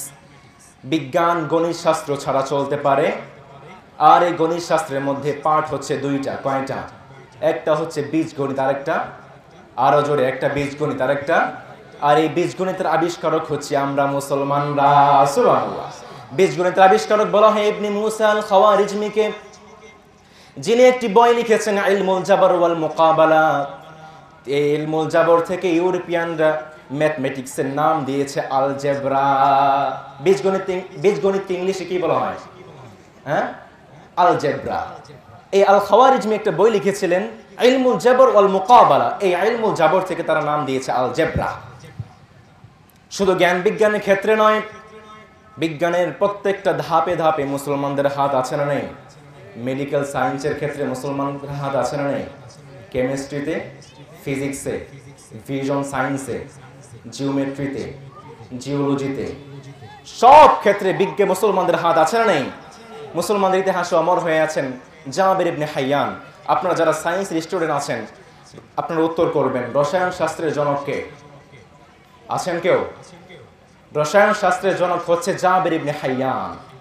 আবার আমরা যখন বৃষ্টি আসে তখন আমরা এক প্রকার বিশেষ কাপড় পরিধান করে বাইরে বের হই, সেই কাপড়ের নাম কি? রেইনকোট। নাম কি? এই রেইনকোট আবিষ্কার করেছে এই জাবের ইবনে হাইয়ান। আবার গুরুত্বপূর্ণ কিছু বিষয় লেখার জন্য যেন আগুনে পুড়ে না যায়, অগ্নিরোধক কাগজ আবিষ্কার করেছে জাবের ইবনে হাইয়ান। পড়েন সুবহানাল্লাহ। আবার আছেন আবু বকর রাজি, চিকিৎসা বিজ্ঞানে এক্সপেরিমেন্ট নিরীক্ষণ পদ্ধতির জনক ছিলেন আবু বকর রাজি। আবার আছেন ইসলামের ইতিহাসে, মুসলিম বিজ্ঞানীদের ইতিহাসে অমর হয়ে আছেন এক বেটা এবং তার 3 ছেলে, বনু মুসা। আর আছেন তার 3 ছেলে, একজন নাম হচ্ছে মুহাম্মদ, হাসান, আহমদ। এই বাপ বেটারা মিলে আপনারা ইরিগেশন মেশিন আছে না, সেচ মেশিন চেনেন না আপনারা? এই সেচ মেশিন আবিষ্কার করেছে এই বাপ বেটারা মিলে। সুবহানাল্লাহ। আবার মিনিটের এই ঘড়ি আছে না, এই ঘড়িটা আবিষ্কার করেছে এই বাপ বেটা 3 জন মিলে। আবার ইতিহাসে অমর হয়ে আছেন ইবনুল বাইতান। তিনি 90টারও অধিক ঔষধ আবিষ্কার করেছেন। এজন্য বিজ্ঞানের প্রত্যেকটা ধাপে ধাপে মুসলমানদের হাত কম না বেশি? আরো জোরে, কম না বেশি? শুধু বিজ্ঞানের ক্ষেত্রে নয়, স্থাপত্য শিল্প মুসলমানরা ছিল সবার উপরে। উমাইয়া যুগে খলিফা আব্দুল মালিকের নেতৃত্বে 691 খ্রিস্টাব্দে কুব্বাতুস সাখরা দ্য ডুম অফ দ্য রোক, বাইতুল মুকাদ্দাস নির্মাণ করেছি আমরা মুসলমানরা, ঠিক না? আবার ভারতে যত স্থাপত্য শিল্প দেখবেন সব কাদের? আরো আসতে বলেন, সব কাদের? তাজমহল কাদের? কুতুব মিনার কাদের? শুধু জ্ঞান বিজ্ঞানের ক্ষেত্রে নয়, স্থাপত্য শিল্পেও আমরা মুসলমানরা ছিলাম সবার উপরে। কিন্তু মুসলমানরা দিন দিন নিচের দিকে নেমে এসেছে। যে মুসলমান সবার উপরে ছিল, হিরো ছিল, আজকে আপনি পৃথিবীর মুসলিম বিশ্বের দিকে তাকান, মুসলিম বিশ্বের 75% মুসলমানরা লিখতে পড়তে জানে না। সেই যুগে একজন মুসলমানের সামনে 10 জন কাফের দাঁড়ানোর সাহস পেত না। কিন্তু আজকাল দেখেন, আমাদের ইমানি বন্ধাত্বের কারণে, আমাদের জ্ঞানের ক্ষেত্রে বন্ধাত্বের কারণে একজন কাফের সামনে আমরা 10 জন মুসলমান দাঁড়ানোর সাহস পাই না, আছে না নাই? কিন্তু আমরা এরকম ছিলাম না ভাই। কেন মুসলমানরা আস্তে আস্তে নিচের দিকে নেমে এসেছি? এর অন্যতম কারণ হচ্ছে আমরা জ্ঞান বিজ্ঞানকে 2টা ভাগ করে ফেলেছি। আমরা মনে করি ইসলাম শুধু কোরআন শিখতে বলে, ইসলাম শুধু হাদিস শিখতে বলে, কিন্তু ইসলামে যে বিজ্ঞান শেখাটাও আছে এই কথাটা আপনাকে কেউ বলবে না। আল্লাহ তাআলা এই কোরআনে 10% আয়াত দিয়েছেন বিজ্ঞান ভিত্তিক আয়াত। এখন যদি আপনি বিজ্ঞান না পড়েন তাহলে কোরআনের 10% আয়াত আপনি বুঝতে পারবেন? এজন্য আমরা মনে করি ইসলাম শুধু এই কোরআন শিখতে বলে, ইসলাম শুধু হাদিস শিখতে বলে। কিন্তু আপনাকে জ্ঞান বিজ্ঞান ভাগ করার মতো দুঃসাহস কে দিয়েছে? পৃথিবীতে যত জ্ঞান আছে সব হচ্ছে ইসলামিক জ্ঞান, ঠিক না? আল্লাহ তাআলা বলছেন, আল্লামাল ইনসানা মা লাম ইয়ালাম। পৃথিবীতে যত অজানা শিক্ষা আছে সব কিছু শিখিয়েছেন কে? পড়েন লা ইলাহা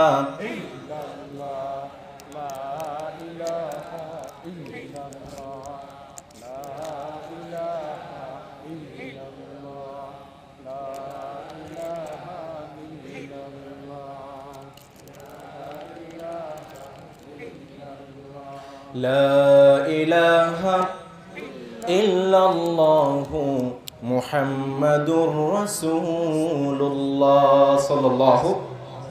এজন্য আমরা মুসলমানরা জ্ঞান বিজ্ঞান থেকে পিছিয়ে পড়ার কারণ হচ্ছে আমরা জ্ঞান বিজ্ঞানকে দুইটা ভাগ করে ফেলেছি। কিন্তু রব্বুল আলামিন মুসলমানদেরকে শিখিয়েছেন পৃথিবীতে যত জ্ঞান বিজ্ঞান আছে সব কিছু শিখিয়েছেন একজন, তিনি কে?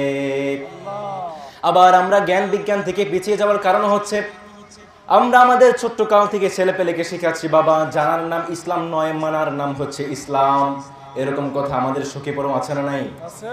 আমরা ছোট্ট কাল থেকে আমাদের ছেলেপেলেকে শেখাচ্ছি বাবা জানার নাম কিন্তু ইসলাম নয়, মানার নাম হচ্ছে ইসলাম। এই কথার মাধ্যমে আমরা ছোট্ট কাল থেকে আমাদের ছেলেপেলেদেরকে বিজ্ঞানের প্রতি নিরুৎসাহিত করে ফেলছি, ঠিক কিনা? আবার আমরা ছোট্ট কাল থেকে আমাদের ছেলেপেলেদেরকে শেখাচ্ছি বাবা তুমি যদি না জানো তাহলে না মানো, তাহলে তোমার উপর কোনো গুনাহ নাই, কিন্তু তুমি যদি জানো তাহলে তারপরে যদি না মানো তাহলে তোমার উপর গুনাহ আছে। এরকম কথা আমাদের সমাজে আছে না নেই? এই কথাগুলোর মাধ্যমে আমরা আমাদের ছোট্ট কাল থেকে ছেলেপেলেকে শেখাচ্ছি বাবা তুই যদি জানিস এরপরে যদি না মানিস তাহলে তোর উপর শাস্তি আছে, কিন্তু তুই যদি নাই জানিস তারপরে না মানিস তাহলে তোর উপর কোনো শাস্তি নাই। এরকম কথা আছে না নেই? অতি চালাকের গলায় ধরে একটা কথা আছে না, আপনি যদি না জেনে না মানেন আপনার উপর দুইটা গুনাহ, ঠিক কিনা? এই উপায়গুলোর মাধ্যমে আমরা মুসলমানরা জ্ঞান বিজ্ঞান থেকে আস্তে আস্তে নিচের দিকে নেমে আসছি।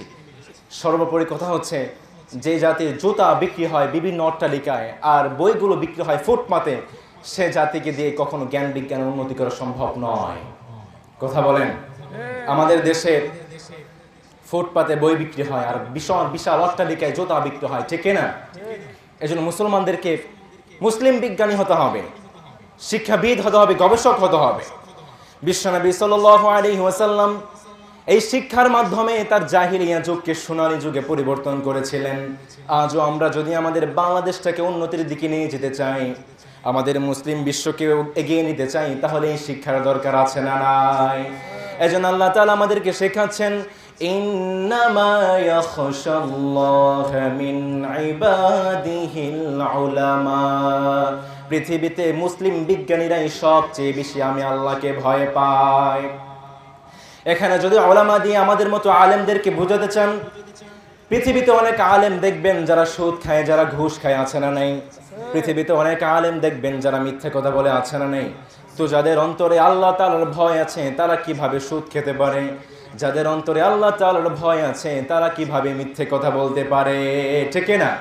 এজন্য আল্লাহ তাআলা বলছেন ইন্নামা ইয়াখশাল্লাহা মিন ইবাদিহিল উলামা। পৃথিবীতে মুসলিম বিজ্ঞানীরাই সবচেয়ে বেশি আমি আল্লাহকে ভয় পাই। এজন্য আমরা যদি আমাদের দেশটাকে মুসলিম বিশ্বকে এগিয়ে নিতে চাই, শিক্ষার দরকার আছে না নেই? আবার আমাদের সমাজে একটা কথা আছে, knowledge is the backbone of a nation. আপনারাও বলেন, কিন্তু এটা ভুল। কারণ শুধু শিক্ষা কোনো জাতির মেরুদণ্ড হতে পারে, কারণ যদি শুধু শিক্ষা কোনো জাতির মেরুদণ্ড হতো, আমাদের সমাজে হাই লেভেলে যারা বসে আছেন তাদের বিরুদ্ধে ধর্ষণ দুর্নীতির মতো মামলা হতো না। কথা বলেন? আমাদের হাই লেভেলে যারা বসে আছে তাদের নামে ধর্ষণের মামলা আছে না নেই? দুর্নীতির মামলা আছে না নেই? এজন্য ডক্টর লুৎফর রহমান তার উন্নত জীবন গ্রন্থে বলেছেন শুধু শিক্ষা কোনো জাতির মেরুদণ্ড হতে পারে না, শিক্ষার সাথে মনুষ্যত্ব থাকার দরকার আছে না নেই? আর যেই শিক্ষাটা দিয়েছে ইসলাম, বিশ্বনবী সাল্লাল্লাহু আলাইহি ওয়াসাল্লামকে জানিয়ে দিয়েছেন নবী ইকরা বিসমি রাব্বিকাল্লাযী খালাক খালাকাল ইনসানা মিন আলাক। নবী আপনি যদি আপনার দেশটাকে এগিয়ে নিতে চান তাহলে আপনার মধ্যে শিক্ষা থাকতে হবে। আর শুধু শিক্ষা থাকলেই হবে না, আপনার মধ্যে মনুষ্যত্ব থাকার দরকার আছে না নাই? বিশ্ব সাল্লাল্লাহু আলাইহি ওয়াসাল্লামকে জিবরিল আলাইহিস সালাম এই কথাগুলো শিখিয়ে দিলেন। এরপরে দীর্ঘদিন পর্যন্ত বিশ্বনবীর উপর ওহী বন্ধ ছিল।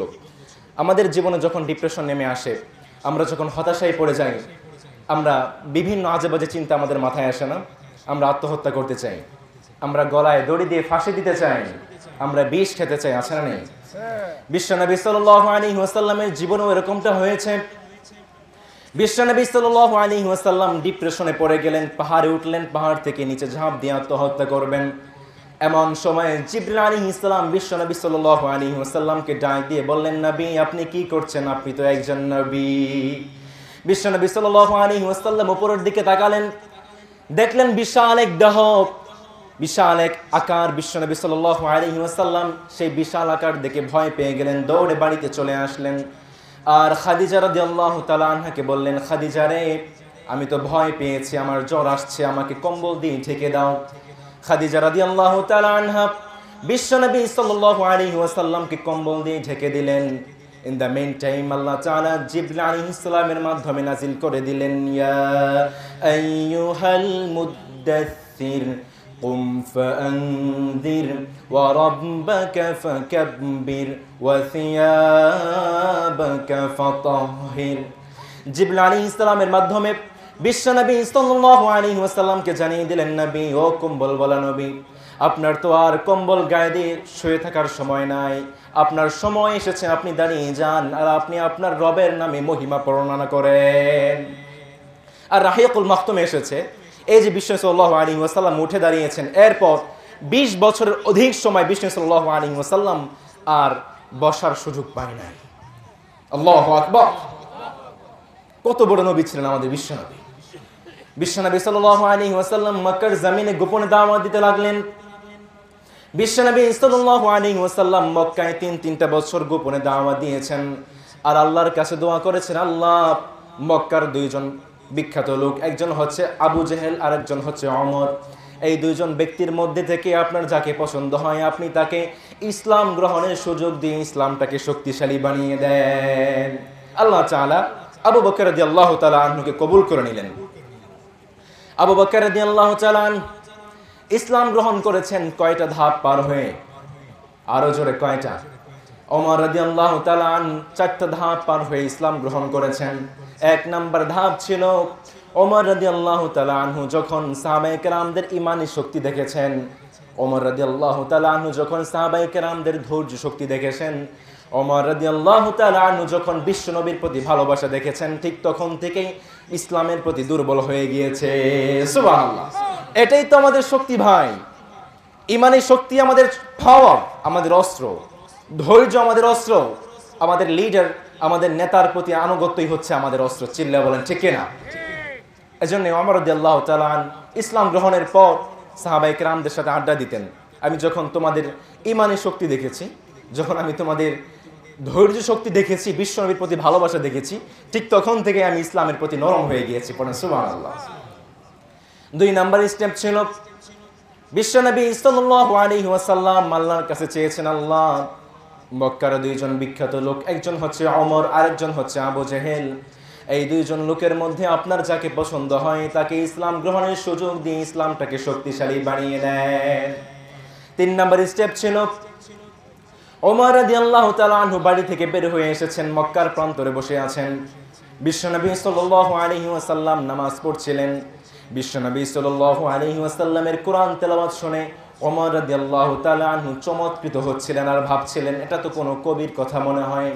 বিশ্বনবী সাল্লাল্লাহু আলাইহি ওয়াসাল্লাম পড়তে লাগলেন, ওয়া মা হুয়া বিকাউলি শাইরিন কলিলাম মা তুমিনুন। বিশ্বনবী সাল্লাল্লাহু আলাইহি ওয়াসাল্লাম পড়তে লাগলেন, এটা তো কোনো কবির কথা নয়। ওমর রাদিয়াল্লাহু তাআলা আনহু অবাক হয়ে গেলেন, কে রে, মুহাম্মদ আমার মনের কথা কিভাবে জানলো? ওমর রাদিয়াল্লাহু তাআলা আনহু বুঝতে লাগলেন, মনে মনে ধারণা করতে লাগলেন মুহাম্মদ তো গণক হয়ে গিয়েছে।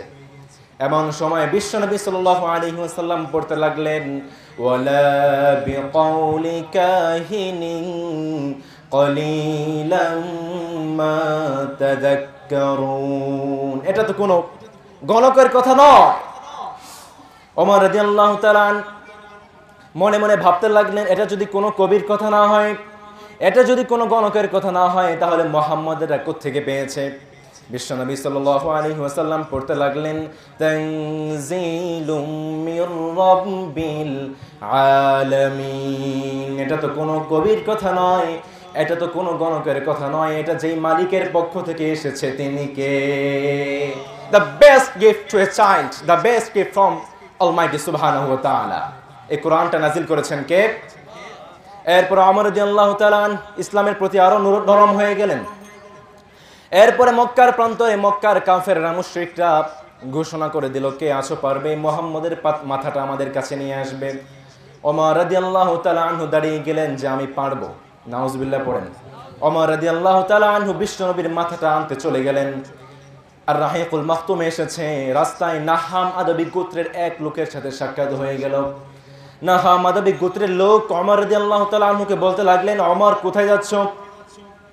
ওমর রাদিয়াল্লাহু তাআলা আনহু বলতে লাগলেন, মক্কায় নাকি একজন মুহাম্মদ আছে যে আমাদেরকে বিভ্রান্ত করতে চায়, আমি সেই মুহাম্মদের মাথাটা কাটতে যাচ্ছি। নাহাম আদবি গোত্রের লোক বলে, ওমর তুমি মুহাম্মদের মাথাটা পরে আনো, আগে তোমার নিজের ফ্যামিলির খবর নাও। আরে মিয়া, তোমার বোন এবং তোমার ভগ্নিপতি তো ইসলাম গ্রহণ করে ফেলেছে, আগে তুমি তোমার নিজের ফ্যামিলির খবর নাও, এরপরে তুমি মুহাম্মদের মাথা আনো। ওমর রাদিয়াল্লাহু তাআলা আনহু তার বোনের বাড়ির দিকে ছুটতে লাগলেন। যখন দরজার সামনে দাঁড়িয়েছেন, ভিতর থেকে আওয়াজ আসছিল, তাহা মা আনজালনা আলাইকাল কুরআন লিতাশকা ইল্লা তাযকিরাতাল লিমান ইয়াখশা তানজিলাম মিম্মান খালাকাল আরদা ওয়াস সামাওয়াতিল উলা।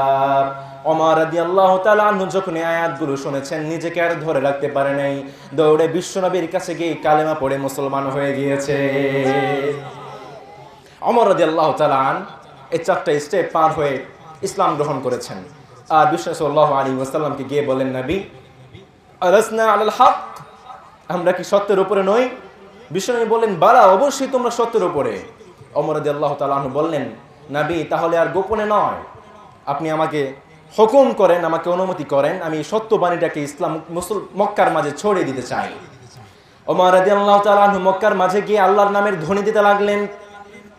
মক্কার কাফেররা খুঁজতে লাগলো, কে রে, কার বুকের এত বড় সাহস যে আল্লাহর নামের ধ্বনি দেয়। সবাই সেই লোকটাকে মারতে এগিয়ে আসলো।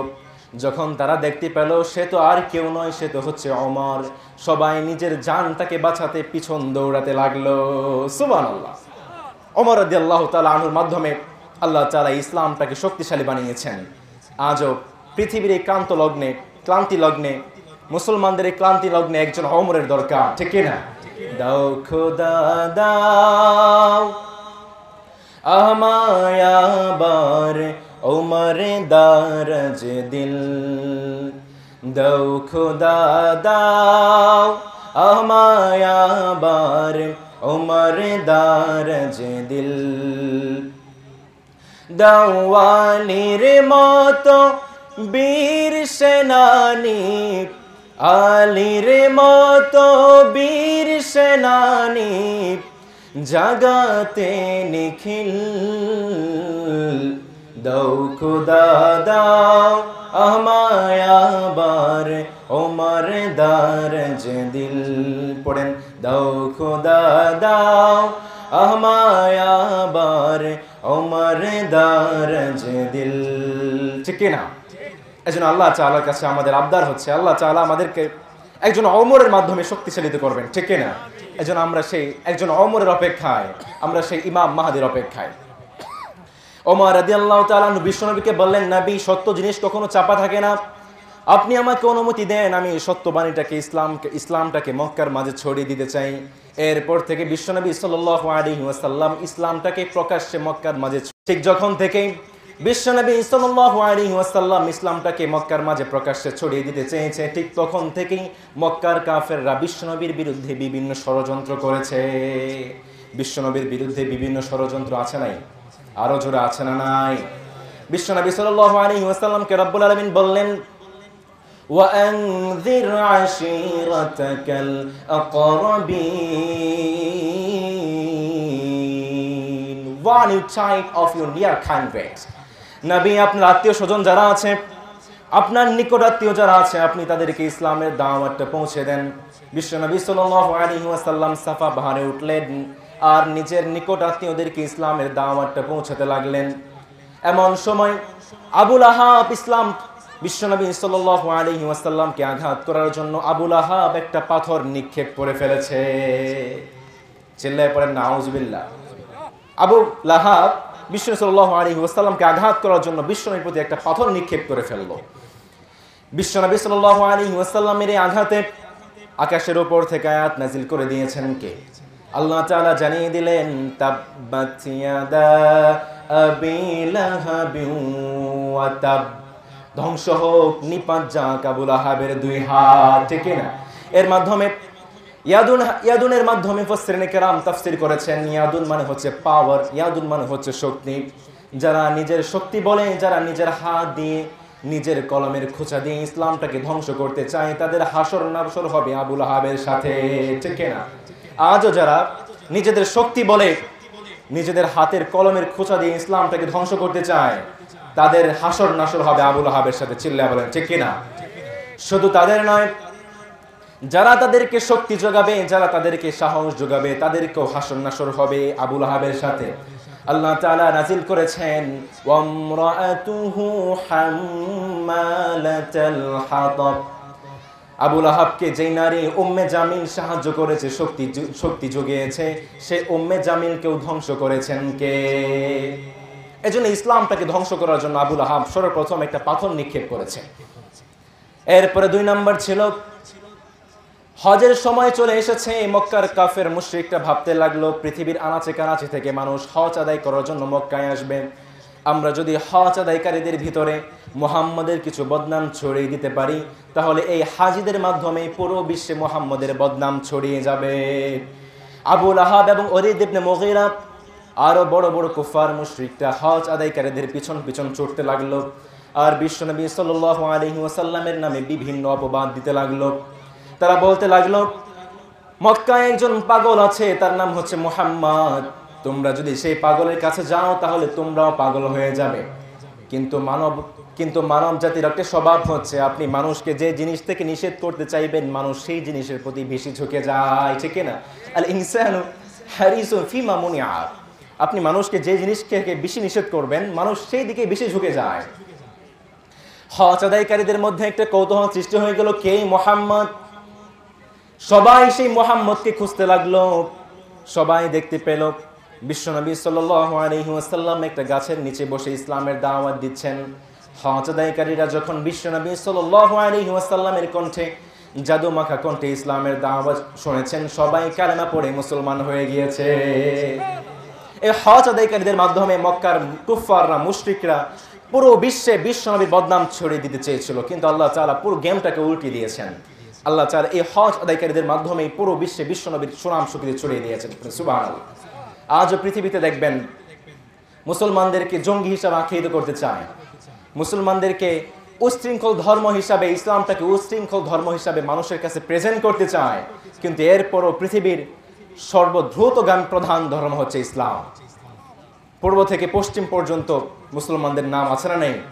চেনে মোরে সাহারা গো বিদুর্গম পর্বত, মন্থন করেছে সাগর আরব সিন্ধুরাত, বয়েছে আফ্রিকা ইউরোপ আমারি তঞ্জাম, বয়েছে আফ্রিকা ইউরোপ আমারি তঞ্জাম, জানে আমায় চেনে আমায় মুসলিম আমার নাম, ঠিক না?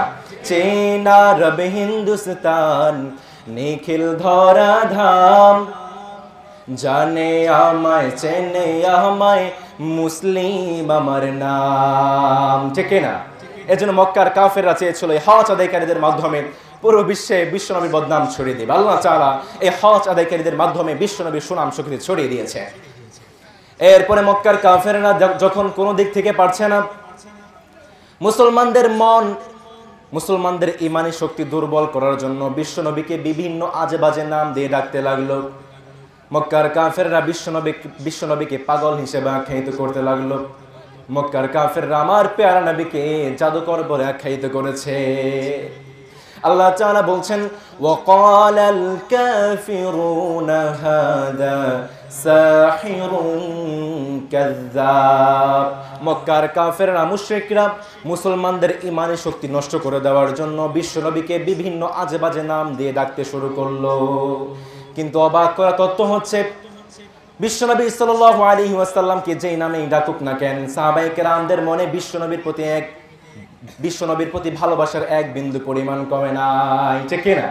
রাসূল আমার ভালোবাসা, রাসূল আমার আলো আশা, রসূল আমার প্রেম বিরহের মূল আলোচনা,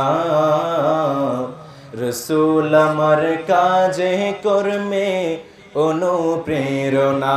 পড়েন, রসূল আমার ভালোবাসা, রসূল আমার আলো আশা, রসূল আমার প্রেম বিরহের মূল আলোচনা, রসূল আমার কাজে কর্মে অনুপ্রেরণা। ঠিক না? এই জন্য মক্কার কাফেররা বিশ্বনবীকে বিভিন্ন আজে বাজে নাম দিয়ে ডাকতে লাগলো, যেন মুসলমানদের ইমানের শক্তি নষ্ট হয়ে যায়, যেন মুসলমানদের মনটা দুর্বল হয়ে যায়। কিন্তু সাহাবায়ে কেরামদের মনে বিশ্বনবীর প্রতি ভালোবাসা এক বিন্দু কমেছে। আজও বিশ্বে দেখবেন ওলামায়ে কেরামদেরকে জঙ্গি হিসাবে আখ্যায়িত করতে চায়, ওলামায়ে কেরামদেরকে কাঠ মোল্লা বলে আখ্যায়িত করতে চায়, কিন্তু সাধারণ মুসলমানদের মনে আলেম ওলামায়ে কেরামদের জন্য ভালোবাসা কম না বেশি? আরো আসতে বলেন, কম না বেশি? এজন্য এই ষড়যন্ত্রগুলো কোনোটাই বিশ্বনবীর বিরুদ্ধে কার্যকর করতে পারে নাই। যখন বিশ্বনবীকে কোনোভাবেই ফাঁদে আটকাতে পারছে না, তখন বিশ্বনবী শিক্ষা জীবন এবং ব্যক্তি জীবন নিয়ে প্রশ্ন করতে লাগলো। বিশ্বনবী সাল্লাল্লাহু আলাইহি ওয়াসাল্লামের ব্যক্তি জীবন নিয়ে প্রশ্ন করতে লাগলো। তারা বলতে লাগলো, মুহাম্মদ কিভাবে নবী হয়? মুহাম্মদ তো আমাদের মতোই খায়, আমাদের মতোই ঘুমায়, তাহলে মুহাম্মদ নবী হয় কেমনে?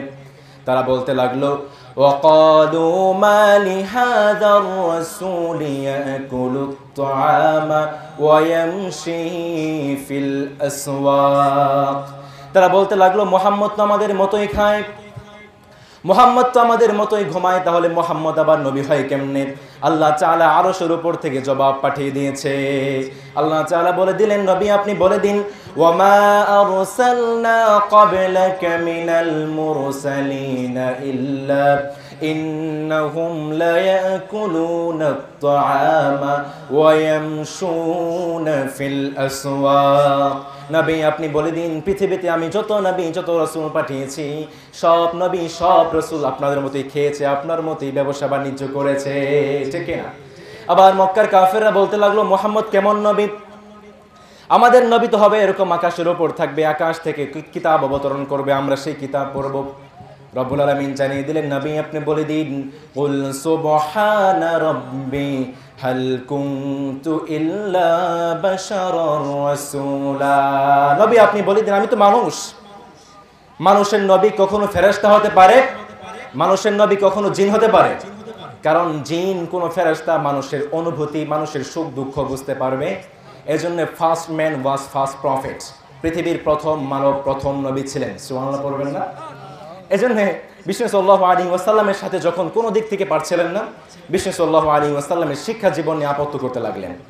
এরপরে যখন বিশ্বনবীর সাথে কোনোভাবে পারছে না, মক্কার কাফেররা বলতে লাগলো, থাক মুহাম্মদের সাথে আর পারা যাবে না, চলো মুহাম্মদের সাথে একটা শান্তি চুক্তি করা যায়, মুহাম্মদকে আমরা একটা শান্তি চুক্তি করি। মুহাম্মদকে বলি, মুহাম্মদ আসো আমরা ইসলাম এবং জাহিলিয়াতের মধ্যে একটা সেতু বন্ধন তৈরি করে দেই, তুমিও আমাদের ধর্মের কিছু অংশ মানবা, আমরাও তোমার ধর্মের কিছু অংশ মানব। আল্লাহ তাআলা সূরা কলমের মধ্যে জানিয়ে দিয়েছেন, ওয়াদ্দু লাউ তুদহিনু ফায়ুদহিনুন।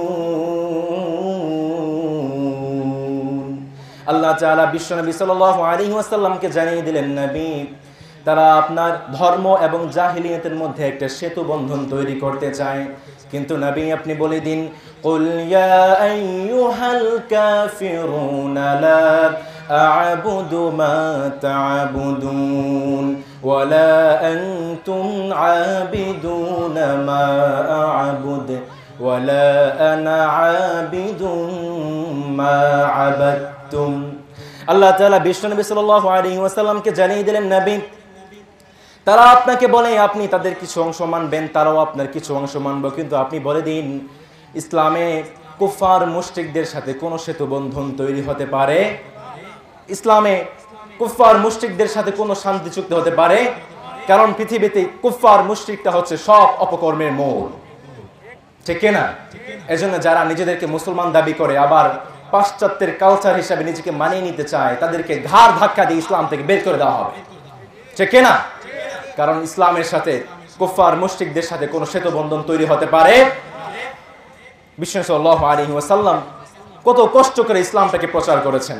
যখন মক্কার কাফেররা মুশরিকরা বিশ্বনবীর বিরুদ্ধে কোনো ষড়যন্ত্রই করতে পারছে না, তখন বিশ্বনবীকে জেলখানা আটকে দিয়েছেন। তিনটা বছর বিশ্ব সাল্লাল্লাহু আলাইহি ওয়াসাল্লাম জেল খেটেছেন, ছাগলের চামড়া খেয়েছেন, গাছের পাতা খেয়েছেন, গাছের শিকড় পর্যন্ত খেয়েছেন আমার নবী। এরপরে বিশ্ব সাল্লাল্লাহু আলাইহি ওয়াসাল্লামকে নিজ দেশ থেকে বিদায় দিয়ে দিলেন, তাড়িয়ে দিলেন।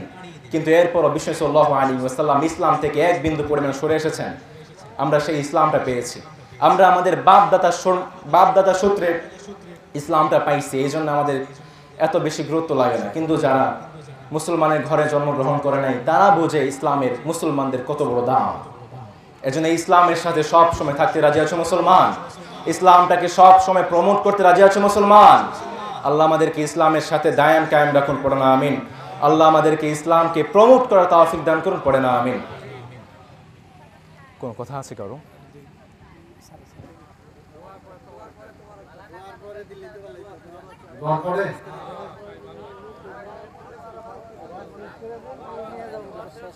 তাহলে হুজুর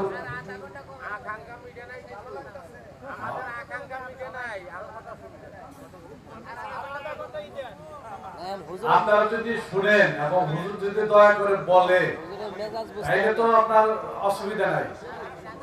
আর দীর্ঘ সময় তিনি বয়ান করেছেন। বাংলাদেশে যারা বড় বড় বক্তা তারা কিন্তু ঘন্টা ঘড়ি ধরে বক্তৃতা করে, বয়ান করে।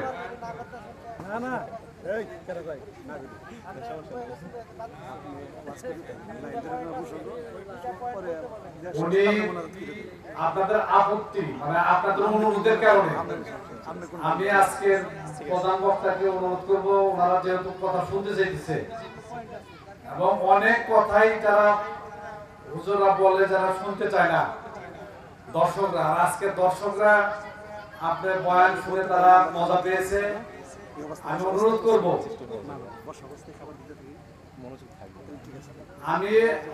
করব, আপনাকে আপনি কিছু বয়ান আর একটু সময় বাড়িয়ে আপনার উপস্থাপনা করবেন আপনি।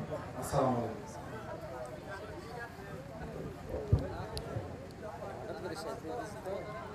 আপনাদের শুকরিয়া জানাই, আপনারা এত রাত পর্যন্ত বসে আছেন। বিশেষ সাল্লাল্লাহু আলাইহি ওয়াসাল্লামের দাওয়াত জীবনী আমরা শুনছিলাম। যখন মক্কার কাফেররা বিশ্বনবীকে কোনোভাবে আটকাতে পারছে না, তখন মক্কার ইহুদিরা বিশেষ সাল্লাল্লাহু আলাইহি ওয়াসাল্লামের বিরুদ্ধে একটা ফাঁদ পাতলো। মক্কার ইহুদিরা বলতে লাগলো, আমাদের কাছে এমন 3টা প্রশ্ন আছে যে 3টা প্রশ্ন মুহাম্মদ কোনোভাবে উত্তর করতে পারবে না। চলো যাই মুহাম্মদকে এই 3টা প্রশ্ন করি, যখন সে এই 3টা প্রশ্ন উত্তর করতে পারবে না তখন আমরা মুহাম্মদের বিরুদ্ধে বিভিন্ন অপকর্ম চালাতে পারবো।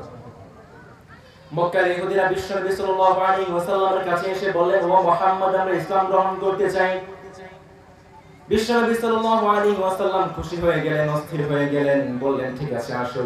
কিন্তু মক্কার ইহুদিরা বললেন, আমরা ইসলাম গ্রহণ করতে চাই কিন্তু আমাদের কিছু শর্ত আছে। আমরা তোমাকে 3টা প্রশ্ন করতে চাই, এই 3টা প্রশ্নের উত্তর যদি তোমরা করতে পারো তাহলে আমরা তোমার কালেমা পড়ে মুসলমান হয়ে যাব। বিশ্বনবী সাল্লাল্লাহু আলাইহি ওয়াসাল্লাম খুশিতে আত্মহারা হয়ে গেলেন, কি কি প্রশ্ন আসো বলো, সমস্যা নাই তো পড়ো। বিশ্বনবী সাল্লাল্লাহু আলাইহি ওয়াসাল্লাম বললেন, প্রশ্ন করো। মক্কার ইহুদিরা বিশ্বনবী সাল্লাল্লাহু আলাইহি ওয়াসাল্লামকে প্রশ্ন করলেন। 1 নাম্বার প্রশ্ন ছিল মা হুয়ার রূহ, রূহ কাকে বলে। 2 নাম্বার প্রশ্ন ছিল মান হুম আসহাবুল কাহাফ, আসহাবুল কাহাফ কারা। 3 নাম্বার ছিল মান হুয়া যুল করনাইন, যুল করনাইন কে। ইহুদিরা যখন বিশ্বনবী সাল্লাল্লাহু আলাইহি ওয়াসাল্লামকে এই 3টা প্রশ্ন করেছেন, বিশ্বনবী সাল্লাল্লাহু আলাইহি ওয়াসাল্লাম বললেন, গাদান উজিবুকুম, আগামীকাল এসো, আগামীকাল আমি তোমাকে এই 3টা প্রশ্নের উত্তর দিয়ে দেব। মক্কার ইহুদিরা বিশ্বনবীর কাছে আগামীকাল আসলো, কিন্তু বিশ্বনবী সাল্লাল্লাহু আলাইহি ওয়াসাল্লাম কোনো উত্তর করতে পারে না, কারণ আল্লাহর পক্ষ থেকে বিশ্বনবীর উপর কোনো ওহী নাযিল হয় নাই। মক্কার ইহুদিরা আবার তারপরের দিন আসলো, বিশ্বনবী বললেন, আমি তো পারি না, গাদান উজিবুকুম, আগামীকাল উত্তর করব, আগামীকাল এসো। এরকম ভাবে বেশ কিছুদিন বিশ্বনবী সাল্লাল্লাহু আলাইহি ওয়াসাল্লাম আর সেই 3টা প্রশ্নের উত্তর করতে পারে নাই। বিশ্বনবী সাল্লাল্লাহু আলাইহি ওয়াসাল্লামের মুখটা শরমে লাল হয়ে গেলেন। লাগাতার 15 দিন পর জিবরাইল আলাইহিস সালাম বিশ্বনবীকে জানিয়ে দিলেন, নবী ওয়ালা তাকুলান্না লিশাইইন ইন্নী ফাইলুন যালিকা গাদা। জিবরিল আলাইহিস সালাম বিশ্বনবী সাল্লাল্লাহু আলাইহি ওয়াসাল্লামকে জানিয়ে দিলেন, নবী গো, আপনি যে ইহুদিদেরকে একটা ওয়াদা করেছিলেন, কিন্তু আপনি আপনার ওয়াদায় ইনশাআল্লাহ বলেন নাই। ইনশাআল্লাহ বলেন নাই। আল্লাহ তাআলা বিশ্বনবীর মাধ্যমে পুরো বিশ্ববাসীকে জানিয়ে দিয়েছেন, তোমরা যদি তোমাদের কাজের মধ্যে শক্তি চাও, স্পিরিট চাও, তাহলে তোমরা যখনই কোনো কমিটমেন্ট করবে, কোনো ওয়াদা করবে, সেই ওয়াদা শেষে ইনশাআল্লাহ বলার দরকার আছে না নাই? Every time you feel like you cannot go on, you feel so lost that you are so alone. What you see is night and darkness all around. You feel so helpless, you can't see which way to go. Don't despair and never lose hope, 'cause Allah is always by your side. Insha'Allah, Insha'Allah, Insha'Allah, you'll find a way. Insha'Allah, Insha'Allah, Insha'Allah, you'll find a way. Subhanallah. এরপরে জিবরিল আলাইহিস সালাম বিশ্বনবীকে জানিয়ে দিলেন, নবী, আপনার উপর যে ওহী বন্ধ হয়ে গিয়েছে, একমাত্র কারণ হচ্ছে আপনি আপনার ওয়াদা শেষে ইনশাআল্লাহ বলেন নাই। জিবরিল আলাইহিস সালাম বিশ্বনবী সাল্লাল্লাহু আলাইহি ওয়াসাল্লামকে উত্তরগুলো শিখিয়ে দিলেন। বিশ্বনবী সাল্লাল্লাহু আলাইহি ওয়াসাল্লামকে শিখিয়ে দিলেন, নবী আপনি বলে দিন, ইয়াসআলুনাকা আনির রূহ কুলির রূহু মিন আমরি রাব্বি ওয়া মা উতীতুম মিনাল ইলমি ইল্লা কলিলা। দুই নম্বর উত্তর বিশ্বনবীকে জানিয়ে দিলেন, নবী আপনি বলে দিন, أم حسبت أن أصحاب الكهف والرقيم كانوا من آياتنا عجبا। তিন নম্বর উত্তর বিশ্বনবীকে জানিয়ে দিলেন, নবী আপনি বলে দিন, يسألونك عن ذي القرنين قل سأتلو عليكم منه ذكرا। বিশ্বনবী সাল্লাল্লাহু আলাইহি ওয়াসাল্লাম দাঁড়িয়ে গেলেন, কার উত্তর লাগবে? আসো, তোমরা প্রথম প্রশ্ন করেছিলে রূহ কাকে বলা হয়, জেনে নাও, রূহ হচ্ছে আল্লাহ তাআলার একটা আদেশ, যেটা আল্লাহর আদেশে মানুষের ভিতরে ঢোকে, আবার আল্লাহর আদেশে মানুষের ভিতর থেকে বের হয়ে যায়। যখন মানুষ থেকে রূহটা বের হয়ে যায়, তখন কোনো মানুষের দাম থাকে নাকি? হায়রে মানুষ রঙিন ফানুস, দম ফুরাইলে তবু তো ভাই কারোর নাই একটুখানি। হায়রে মানুষ রঙিন ফানুস, রঙিন ফানুস, হায়রে মানুষ। ঠিক না? জিবরিল আলাইহিস সালাম বিশ্বনবীকে জানিয়ে দিলেন, নবী আপনি বলে দিন, মক্কার ইহুদিরা আপনাকে রূহ সম্পর্কে জিজ্ঞাসা করেছে, আপনি বলে দিন, রূহ হচ্ছে আল্লাহ তাআলার একটা আদেশ, যেটা আল্লাহর আদেশে মানুষের ভিতরে ঢোকে, আবার আল্লাহর আদেশে মানুষ থেকে বের হয়ে যায়। দুই নাম্বার, মক্কার ইহুদিরা প্রশ্ন করেছে, আসহাবে কাহফ কারা, নবী আপনি বলে দিন, আসহাবে কাহফের 7 জন যুবক, যারা আল্লাহর ভয়ে গুহার ভিতরে আশ্রয় নিয়েছিল, 309 বছর পর আল্লাহ তাআলা তাদেরকে জাগ্রত করে দিয়েছে। তিন নাম্বার প্রশ্ন ছিল, যুলকারনাইন কাকে বলা হয়, নবী আপনি বলে দিন, যুলকারনাইন হচ্ছে এমন একজন বাদশা, যিনি পুরো পৃথিবীটাকে শাসন করেছে। বিশ্বনবী সাল্লাল্লাহু আলাইহি ওয়াসাল্লাম মক্কায় দাঁড়িয়ে উত্তরগুলো জানিয়ে দিলেন, কিন্তু মক্কার ইহুদিরা তখন কি কালেমা পড়ে মুসলমান হয়েছে? মক্কার ইহুদিরা তখনও কালেমা পড়ে মুসলমান হয় নাই। যখন মক্কার ইহুদিরা এই ষড়যন্ত্র ফেল হয়ে গেল, বিশ্বনবী সাল্লাল্লাহু আলাইহি ওয়াসাল্লামকে শাবে আবু তালেবের জেলখানায় বন্দী করে ফেলেছে।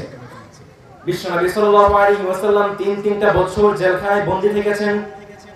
বিশ্বনবী 3টা বছর ইসলামের জন্য জেল খেটেছেন।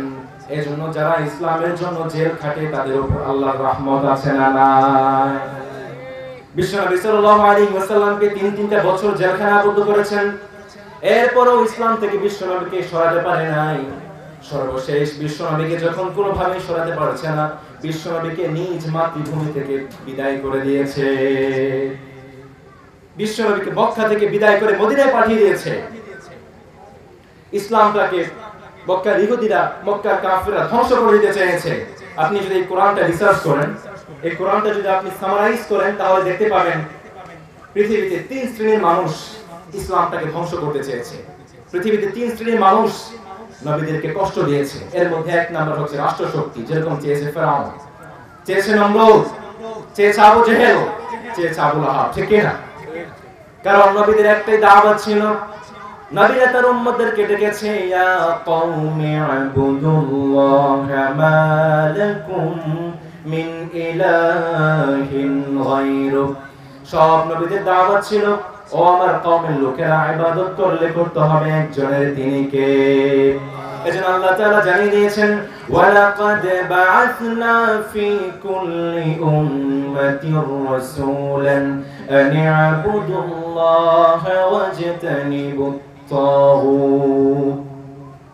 রব্বুল আলামিন জানিয়ে দিয়েছেন, পৃথিবীতে আল্লাহ তাআলা যত নবী যত রাসূল পাঠিয়েছেন, সব নবীদের দাওয়াত ছিল, সব নবীরা তার কওমের লোকদেরকে ডেকেছেন ইবাদত করতে হবে একজনের, তিনি কে?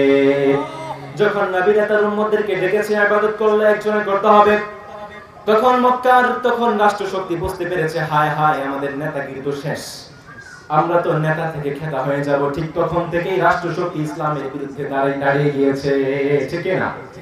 2 নাম্বার ছিল যারা অবৈধ পন্থায়, যারা ঘুষ খেয়ে সুদের মাধ্যমে সম্পদের পাহাড় গড়েছে। কারণ তারা বুঝতে পেরেছে, যদি ইসলাম ক্ষমতায় আসে তাহলে আমাদের সুদের রাস্তা বন্ধ হয়ে যাবে, যদি ইসলাম ক্ষমতায় আসে তাহলে আমাদের ঘুষের রাস্তা বন্ধ হয়ে যাবে, যদি ইসলাম ক্ষমতায় আসে আমাদের টেন্ডারবাজের রাস্তা বন্ধ হয়ে যাবে, ঠিক না? ঠিক তখন থেকে এই সমস্ত লোকেরা ইসলামের বিরুদ্ধে পরোক্ষভাবে ইসলামের ধ্বংসের পিছনে লেগে গিয়েছে। এরপরে 3 নাম্বার ছিল, আল্লাহ তাআলা বলছেন, ধর্মের নামে এক শ্রেণীর ব্যবসায়ী দল, যারা ইসলামের নাম ভাঙিয়ে মাজার গড়ে টাকা কামায়, আসে না নাই? যে ঈমান খাজার নামে মাজার গড়ে ফুলুস কামায়, যে ঈমান শিরকিয়াতের আমল করে ভীত না হয়, যে ঈমান ময়দানে নাই, যে ঈমান বাস্তবে নাই, মুখে শুধু ফাঁকা বলি, কি করে তারে বলো ঈমান বলি, কি করে তারে বলো ঈমান বলি, কি করে তারে বলো ঈমান বলি, ঠিক না? আল্লাহ তাআলা জানিয়ে দিচ্ছেন, ইয়া আইয়ুহাল্লাযীনা আমানু ইন্না কাসীরাম মিনাল আহবার ওয়ার রুহবানি লা ইয়াকুলুনা আমওয়ালান নাসি বিল বাতিল ওয়া ইয়াসুদ্দুনা আন সাবিলিল্লাহ। আল্লাহ তাআলা জানিয়ে দিচ্ছেন, পৃথিবীতে এক শ্রেণীর মানুষ আসবে, যারা ইসলামের নাম ভাঙিয়ে, যারা ধর্মের নাম ভাঙিয়ে মাজার গড়ে ফুলুস কামাবে, টাকা কামাবে। আর যখন হক্কানি উলামায়ে কেরাম তাদের বিরুদ্ধে কথা বলবে, ঠিক তখন থেকেই তারা পরোক্ষভাবে ইসলামের বিরুদ্ধে দাঁড়িয়ে যাবে। এই 3 শ্রেণীর মানুষ যুগে যুগে নারীদেরকে কষ্ট দিয়েছে। এই 3 শ্রেণীর মানুষ যুগে যুগে ইসলামটাকে ধ্বংস করে দিতে চেয়েছে, কিন্তু তারা কি ইসলামটাকে ধ্বংস করতে পেরেছে? আল্লাহ তাআলা বলছেন, يريدون أن يطفئوا نور الله بأفواههم والله متم نوره ولو كره الكافرون। রব্বুল আলামিন জানিয়ে দিয়েছেন, তারা ইসলামের আলোটাকে মোমের আলো মনে করে ফু দিয়ে নিভিয়ে দিতে চায়, কিন্তু তারা তো জানে না এটা কোনো মোমের বাতি নয়, এটা হচ্ছে কারেন্টের লাইট, যার সুইচ কার হাতে। এজন্য যুগে যুগে কুফার মুশরিকদের অগ্নিস্ফুলিঙ্গের সাথে ইসলামের অগ্নিশিখার সংঘর্ষ হয়েছে, কিন্তু কুফার মুশরিকদের অগ্নিস্ফুলিঙ্গ দিনে দিনে নিভে গিয়েছে, আর ইসলামের দীপশিখা আজও জ্বলজ্বল করছে, ঠিক না? এজন্য ইসলাম শেখায়, অন্যায়ের সামনে কখনো মাথা নত করা যাবে না, অন্যায়ের সামনে কবু মাথা নত নাহি হবে শির, ভয়ে কাঁপে কাপড়। এজন্য বীর হয়ে ইসলামের পথে লড়তে রাজি আছেন মুসলমান? আল্লাহ আমাদেরকে বীর হয়ে ইসলামের পথে লড়তে তৌফিক দান করুন, পড়েন আমিন। কে কে আছেন ইসলামের পথে বীর হয়ে লড়তে রাজি আছেন? আল্লাহ আমাদেরকে তৌফিক দান করুন, পড়েন আমিন। তাকবীর পড়েন, লিল্লাহি তাকবীর, লিল্লাহি তাকবীর, লিল্লাহি তাকবীর। আল্লাহ আমাদেরকে ইসলামের বীর হিসাবে কবুল করুন, পড়েন আমিন। সম্মানিত ভাইরা, অনেক সময় হয়ে যাচ্ছে, আপনাদেরকে তাওয়াল দেওয়া হবে, এরপরে মোনাজাত করা হবে। আপনারা সবাই এই কথাগুলো নিজেদের জীবনে বাস্তবায়ন করতে রাজি আছেন তো? কথাগুলো শুধু শুনলেই হবে না, কথাগুলো নিজেদের জীবনে বাস্তবায়ন করতে হবে। বয়ান শুনতে খুব ভালো লাগে, কিন্তু বয়ানগুলো নিজেদের জীবনে বাস্তবায়ন করতে ভালো লাগে না, এরকম হবে। আমরা আজকে শুনেছি আমাদের মুসলিম বিজ্ঞানী হতে হবে। মুসলমানরা কেমন ছিল আর কেমন হয়ে গিয়েছে এগুলো আমরা জেনেছি। আপনারা আপনাদের ছেলে মেয়েদেরকে মুসলিম বিজ্ঞানী বানাতে রাজি আছেন মুসলমান? আল্লাহ আমাদেরকে তাওফিক দান করেন, আমিন। বসে থাকেন, মুনাজাত হবে, যে যেখানে বসে আছেন ওইখানে থাকবেন, তাবারক দিয়ে দিবে। ঠিক আছে, মুনাজাত দিয়ে দিবে। আপনারা সবাই দরুদ শরীফ পড়েন। আল্লাহুম্মা সাল্লি আলা মুহাম্মদ ওয়া আলা আলি মুহাম্মদ কামা সাল্লাইতা আলা ইব্রাহিম ওয়া আলা আলি ইব্রাহিম ইন্নাকা হামিদুম মাজিদ। আল্লাহুম্মা বারিক আলা মুহাম্মদ ওয়া আলা আলি মুহাম্মদ কামা বারাকতা আলা ইব্রাহিম وعلى آل إبراهيم إنك حميد مجيد। আপনারা যারা এখনো প্যান্ডেলের বাইরে দাঁড়িয়ে আছেন, আপনাদের কাছে হাম্বল রিকোয়েস্ট হচ্ছে আপনারা সবাই প্যান্ডেলের ভিতরে এসে বসে যান। يا رب لك الحمد كما أنت أهل فصل على محمد ما أنت أهل فافعل بنا ما أنت أهل إنك أهل التقوى وأهل المغفرة ربنا ظلمنا أنفسنا وإن لم تغفر لنا وترحمنا لنكونن من الخاسرين ربنا آتنا في الدنيا حسنة وفي الآخرة حسنة وقنا عذاب النار ربنا وآتنا ما وعدتنا على رسلك ولا تخزنا يوم القيامة إنك لا تخلف الميعاد রব্বুল আলামিন, তুমি চেয়ে দেখো তোমার বান্দারা, তোমার গুনাহগার বান্দারা তোমার দরবারে হাত তুলেছে, গভীর রজনী পর্যন্ত তোমার কোরআন থেকে কথা শুনেছে। তোমার বান্দারা এখানে এসেছে গুনাহ মাফের জন্য। রব্বুল আলামিন, আমাদের জীবনের সমস্ত গুনাহ খাতা তুমি মাফ করে দাও। রব্বুল আলামিন, কত গুনাহ করেছি, গোপনে গুনাহ করেছি, প্রকাশ্যে গুনাহ করেছি, বন্ধুর পাল্লায় পড়ে গুনাহ করেছি, কত গুনাহ করে ফেলেছি গো আল্লাহ। তুমি যদি আমাদেরকে মাফ না করে দাও তাহলে আমরা কার কাছে যাব? দুনিয়াতে এক ভিক্ষুক যখন এক দরবারে ভিক্ষা না পায় আরেক দরবারে যায়, কিন্তু আমরা তো মালিক এমন ভিখারি, এমন কাঙ্গাল। তুমি যদি আমাদেরকে মাফ না করে দাও, আমাদের মাফ করার মতো কেউ নাই। কত গুনাহ করেছি মাবুদ গোপনে, মাফ করে দাও তুমি গো আল্লাহ নিজে গুনে, মাফ করে দাও তুমি গো আল্লাহ নিজে গুনে। মাফ না করো যদি তুমি আল্লাহ মোদের, মাফ না করো যদি গো আল্লাহ তুমি মোদের। বলো বান্দা যাবে তোমার কার ধারে, আদর কো রিয়া মানুষ আল্লাহ বানায়া, কেমনে দিবেন জাহান্নামে ফেলিয়া, কেমনে দিবেন জাহান্নামে ফেলিয়া। রব্বুল আলামিন, তুমি তো আমাদেরকে দুর্বল করে বানিয়েছো, তুমি তো আমাদেরকে দুর্বল করে সৃষ্টি করেছো। জাহান্নামের সেই কঠিন আগুন আমরা সহ্য করতে পারবো না গো আল্লাহ। তোমার হাবিব জানিয়েছে জাহান্নামের আগুন দুনিয়ার আগুনের চাইতেও কম করে হলো 70 গুণ বেশি তেজওয়ালা। মালিক, তুমি তো আমাদেরকে দুর্বল করে বানিয়েছো, আমরা সেই জাহান্নামের কঠিন আগুন সহ্য করতে পারবো না। দয়া করে মায়া করে আমাদের জিন্দেগীর সব গুনাহ খাতা তুমি মাফ করে দাও। রব্বুল আলামিন, তুমি তোমার বান্দাদের দিকে চেয়ে দেখো, কেমন হাউমাউ করে কাঁদে গো আল্লাহ। তোমার বান্দারা গুনাহ মাফের জন্য কেমন হাউমাউ করে কাঁদে। মালিক গো, তোমার বান্দাদের চোখের এক একটা ফোঁটা গুনাহ মাফের জন্য যথেষ্ট গো আল্লাহ। রব্বুল আলামিন, তোমার বান্দাদের চোখের ফোঁটার কারণে আমাদের জিন্দেগির সব গুনাহ খাতা তুমি মাফ করে দাও। আল্লাহুম্মা ইন্নাকা আফুউন কারীম। আল্লাহুম্মা ইন্নাকা আফুউন কারীম। আল্লাহুম্মা ইন্নাকা আফুউন কারীম তুহিব্বুল আফওয়া ফা'ফু আন্না। আল্লাহুম্মা اجعلني صبورا واجعلني شكورا واجعلني في عيني صغيرا وفي أعين الناس كبيرا. اللهم اشف مرضانا ومرضى المسلمين. اللهم اشف مرضانا ومرضى المسلمين.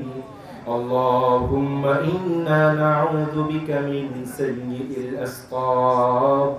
اللهم إنا نعوذ بك من الأمراض الفتاكة. اللهم إنا نعوذ بك من الأمراض الفتاكة. اللهم أعذنا جميعا وأهلينا من الأمراض الفتاكة. فتفضل إلهي علينا، تفضل إلهي علينا، تفضل وعنا تجاوز ومنا تقبل. اللهم أعنا على ذكرك. اللهم أعنا على شكرك. اللهم أعنا على حسن عبادتك. اللهم إنا نسألك الهدى والتقى والعفاف والغنى. اللهم لا تضع لنا ذنبا إلا غفرته، ولا دينا إلا قضيته، ولا مريضا إلا شفيته، ولا مجاهدا في سبيلك إلا نصرته، ولا حاجة من حوائج الدنيا إلا وفيتها يا الله. মালিক, এমন সময় মনে হয়ে গেল আমাদের মায়ের কথা। আমি যখন বাড়ি থেকে বের হয়ে যাই, আমার মা আমাকে জিজ্ঞাসা করে, বাবা এটা নিয়েছিস কিনা, এটা নিয়েছিস কিনা। রব্বুল আলামিন, যাদের এই জায়গাটা খালি হয়ে গিয়েছে, তুমি তাদেরকে ধৈর্য ধারণ করার তৌফিক দিয়ে দাও। রব্বুল আলামিন, যাদের পিতামাতা কবরবাসী হয়েছে, তুমি তাদেরকে জান্নাতের টুকরা বানিয়ে দাও। রব্বুল আলামিন, এই মাহফিলের উসিলায় এই এলাকায় যত কবরবাসী আছে, প্রত্যেকের কবরটাকে তুমি জান্নাতের টুকরা বানিয়ে দাও। রব্বুল আলামিন, আমরা শুনেছি তোমার বিশ্বনবী সাল্লাল্লাহু আলাইহি ওয়াসাল্লামের দাওয়াতি জীবন শুনেছি, মুসলমান বিজ্ঞানী হতে শিখিয়েছি। রব্বুল আলামিন, তুমি আমাদের ছেলেপেলেদেরকে, আমি সহ যত ছেলেপেলে আছে সবাইকে তুমি মুসলিম বিজ্ঞানী বানিয়ে দাও। রব্বুল আলামিন, আমরা তওবা করছি। রব্বুল আলামিন, আমরা তোমার কাছে ক্ষমা চাচ্ছি। আমাদের এই তওবার কারণে পুরো জিন্দেগীর গুনাহ খাতা তুমি মাফ করে দাও। রব্বুল আলামিন, আজকের এই মাহফিলের সম্মানিত সভাপতি বীর মুক্তিযোদ্ধা মীর আবুল হোসেন সাহেব দামাত বরকাতুহু, রব্বুল আলামিন, যিনি আমাদেরকে একটা স্বাধীন রাষ্ট্র উপহার দেওয়ার জন্য দিনের পর দিন লড়াই করেছেন, রব্বুল আলামিন, তুমি সম্মানিত সভাপতি সাহেবকে দীর্ঘায়ু দান করে দাও। রব্বুল আলামিন, শুনেছি তিনি নাকি অসুস্থ হয়ে আছেন। রব্বুল আলামিন, এই মাহফিলে উসিলা করে তুমি তারকে সুস্থতা দান করে দাও। রব্বুল আলামিন, আমরা শুনেছি তার স্ত্রী অনেক অসুস্থ। রব্বুল আলামিন, এই বীর মুক্তিযোদ্ধা এবং তার স্ত্রীকে ইসলামের জন্য কবুল করে নাও। রব্বুল আলামিন, এই বীরদেরকে তুমি ইসলামের বীর হিসাবে কবুল করে নাও। রব্বুল আলামিন, এই বীর মুক্তিযোদ্ধাদের তুমি কিয়ামত পর্যন্ত সুস্থতা দান করে দাও। রব্বুল আলামিন, যদি কিয়ামতের কঠিন আগে যখন এই বীর মুক্তিযোদ্ধারা এই দুনিয়া ছেড়ে পরকাল জগতে চলে যাবে, রব্বুল আলামিন, তুমি এই বীর মুক্তিযোদ্ধাদের মুখে কালেমা তাইয়্যিবা জারি করে দিও গো আল্লাহ। রব্বুল আলামিন, যারা আমাদের দেশের জন্য লড়াই করেছেন, তুমি তাদেরকে হায়াত তাইয়্যিবা দান করে দাও। যারা দেশের জন্য লড়াই করে জীবন দিয়েছে, তুমি তাদের কবরটাকে জান্নাতের টুকরা বানিয়ে দাও। রব্বুল আলামিন, যারা এই মাহফিলটাকে আয়োজন করেছেন কবরের কথা স্মরণ করানোর জন্য, তোমার হাবিবের আলোচনা করার জন্য, যারা এই মাহফিলটাকে বাস্তবায়ন করেছে, তুমি তাদেরকে নেক হায়াত দান করে দাও। বিশেষ করে মীর আজাদ সাহেব দামাত বরকাতুহুম এবং তার বড় ভাই এবং যারা আছেন যারা কষ্ট করে মেধা দিয়ে টাকা পয়সা দিয়ে মাহফিলটাকে সাজিয়েছে রব্বুল আলামিন প্রত্যেককে তুমি সুস্থতা দান করে দাও। আর আমরা যারা আমিন আমিন করছি প্রত্যেককে তুমি নেক হায়াত দান করে দাও। আল্লাহুম্মা সাব্বিত কুলুবানা আলা দীনিক, আল্লাহুম্মা সাব্বিত কুলুবানা আলা দীনিক, আল্লাহুম্মা সাব্বিত কুলুবানা আলা দীনিক। মালিক গো, কিয়ামত পর্যন্ত আমরণ মৃত্যু পর্যন্ত তুমি আমাদেরকে ইসলামের উপর দায়াম কায়েম রাখিও। রব্বুল আলামিন যখন মালাকুল মাউত আমাদের কাছে এসে উপস্থিত হবে, সে মৃত্যুর সময় মধুর কালেমা মুখে জারি করে দিও, লা ইলাহা ইল্লাল্লাহু মুহাম্মাদুর রাসূলুল্লাহ।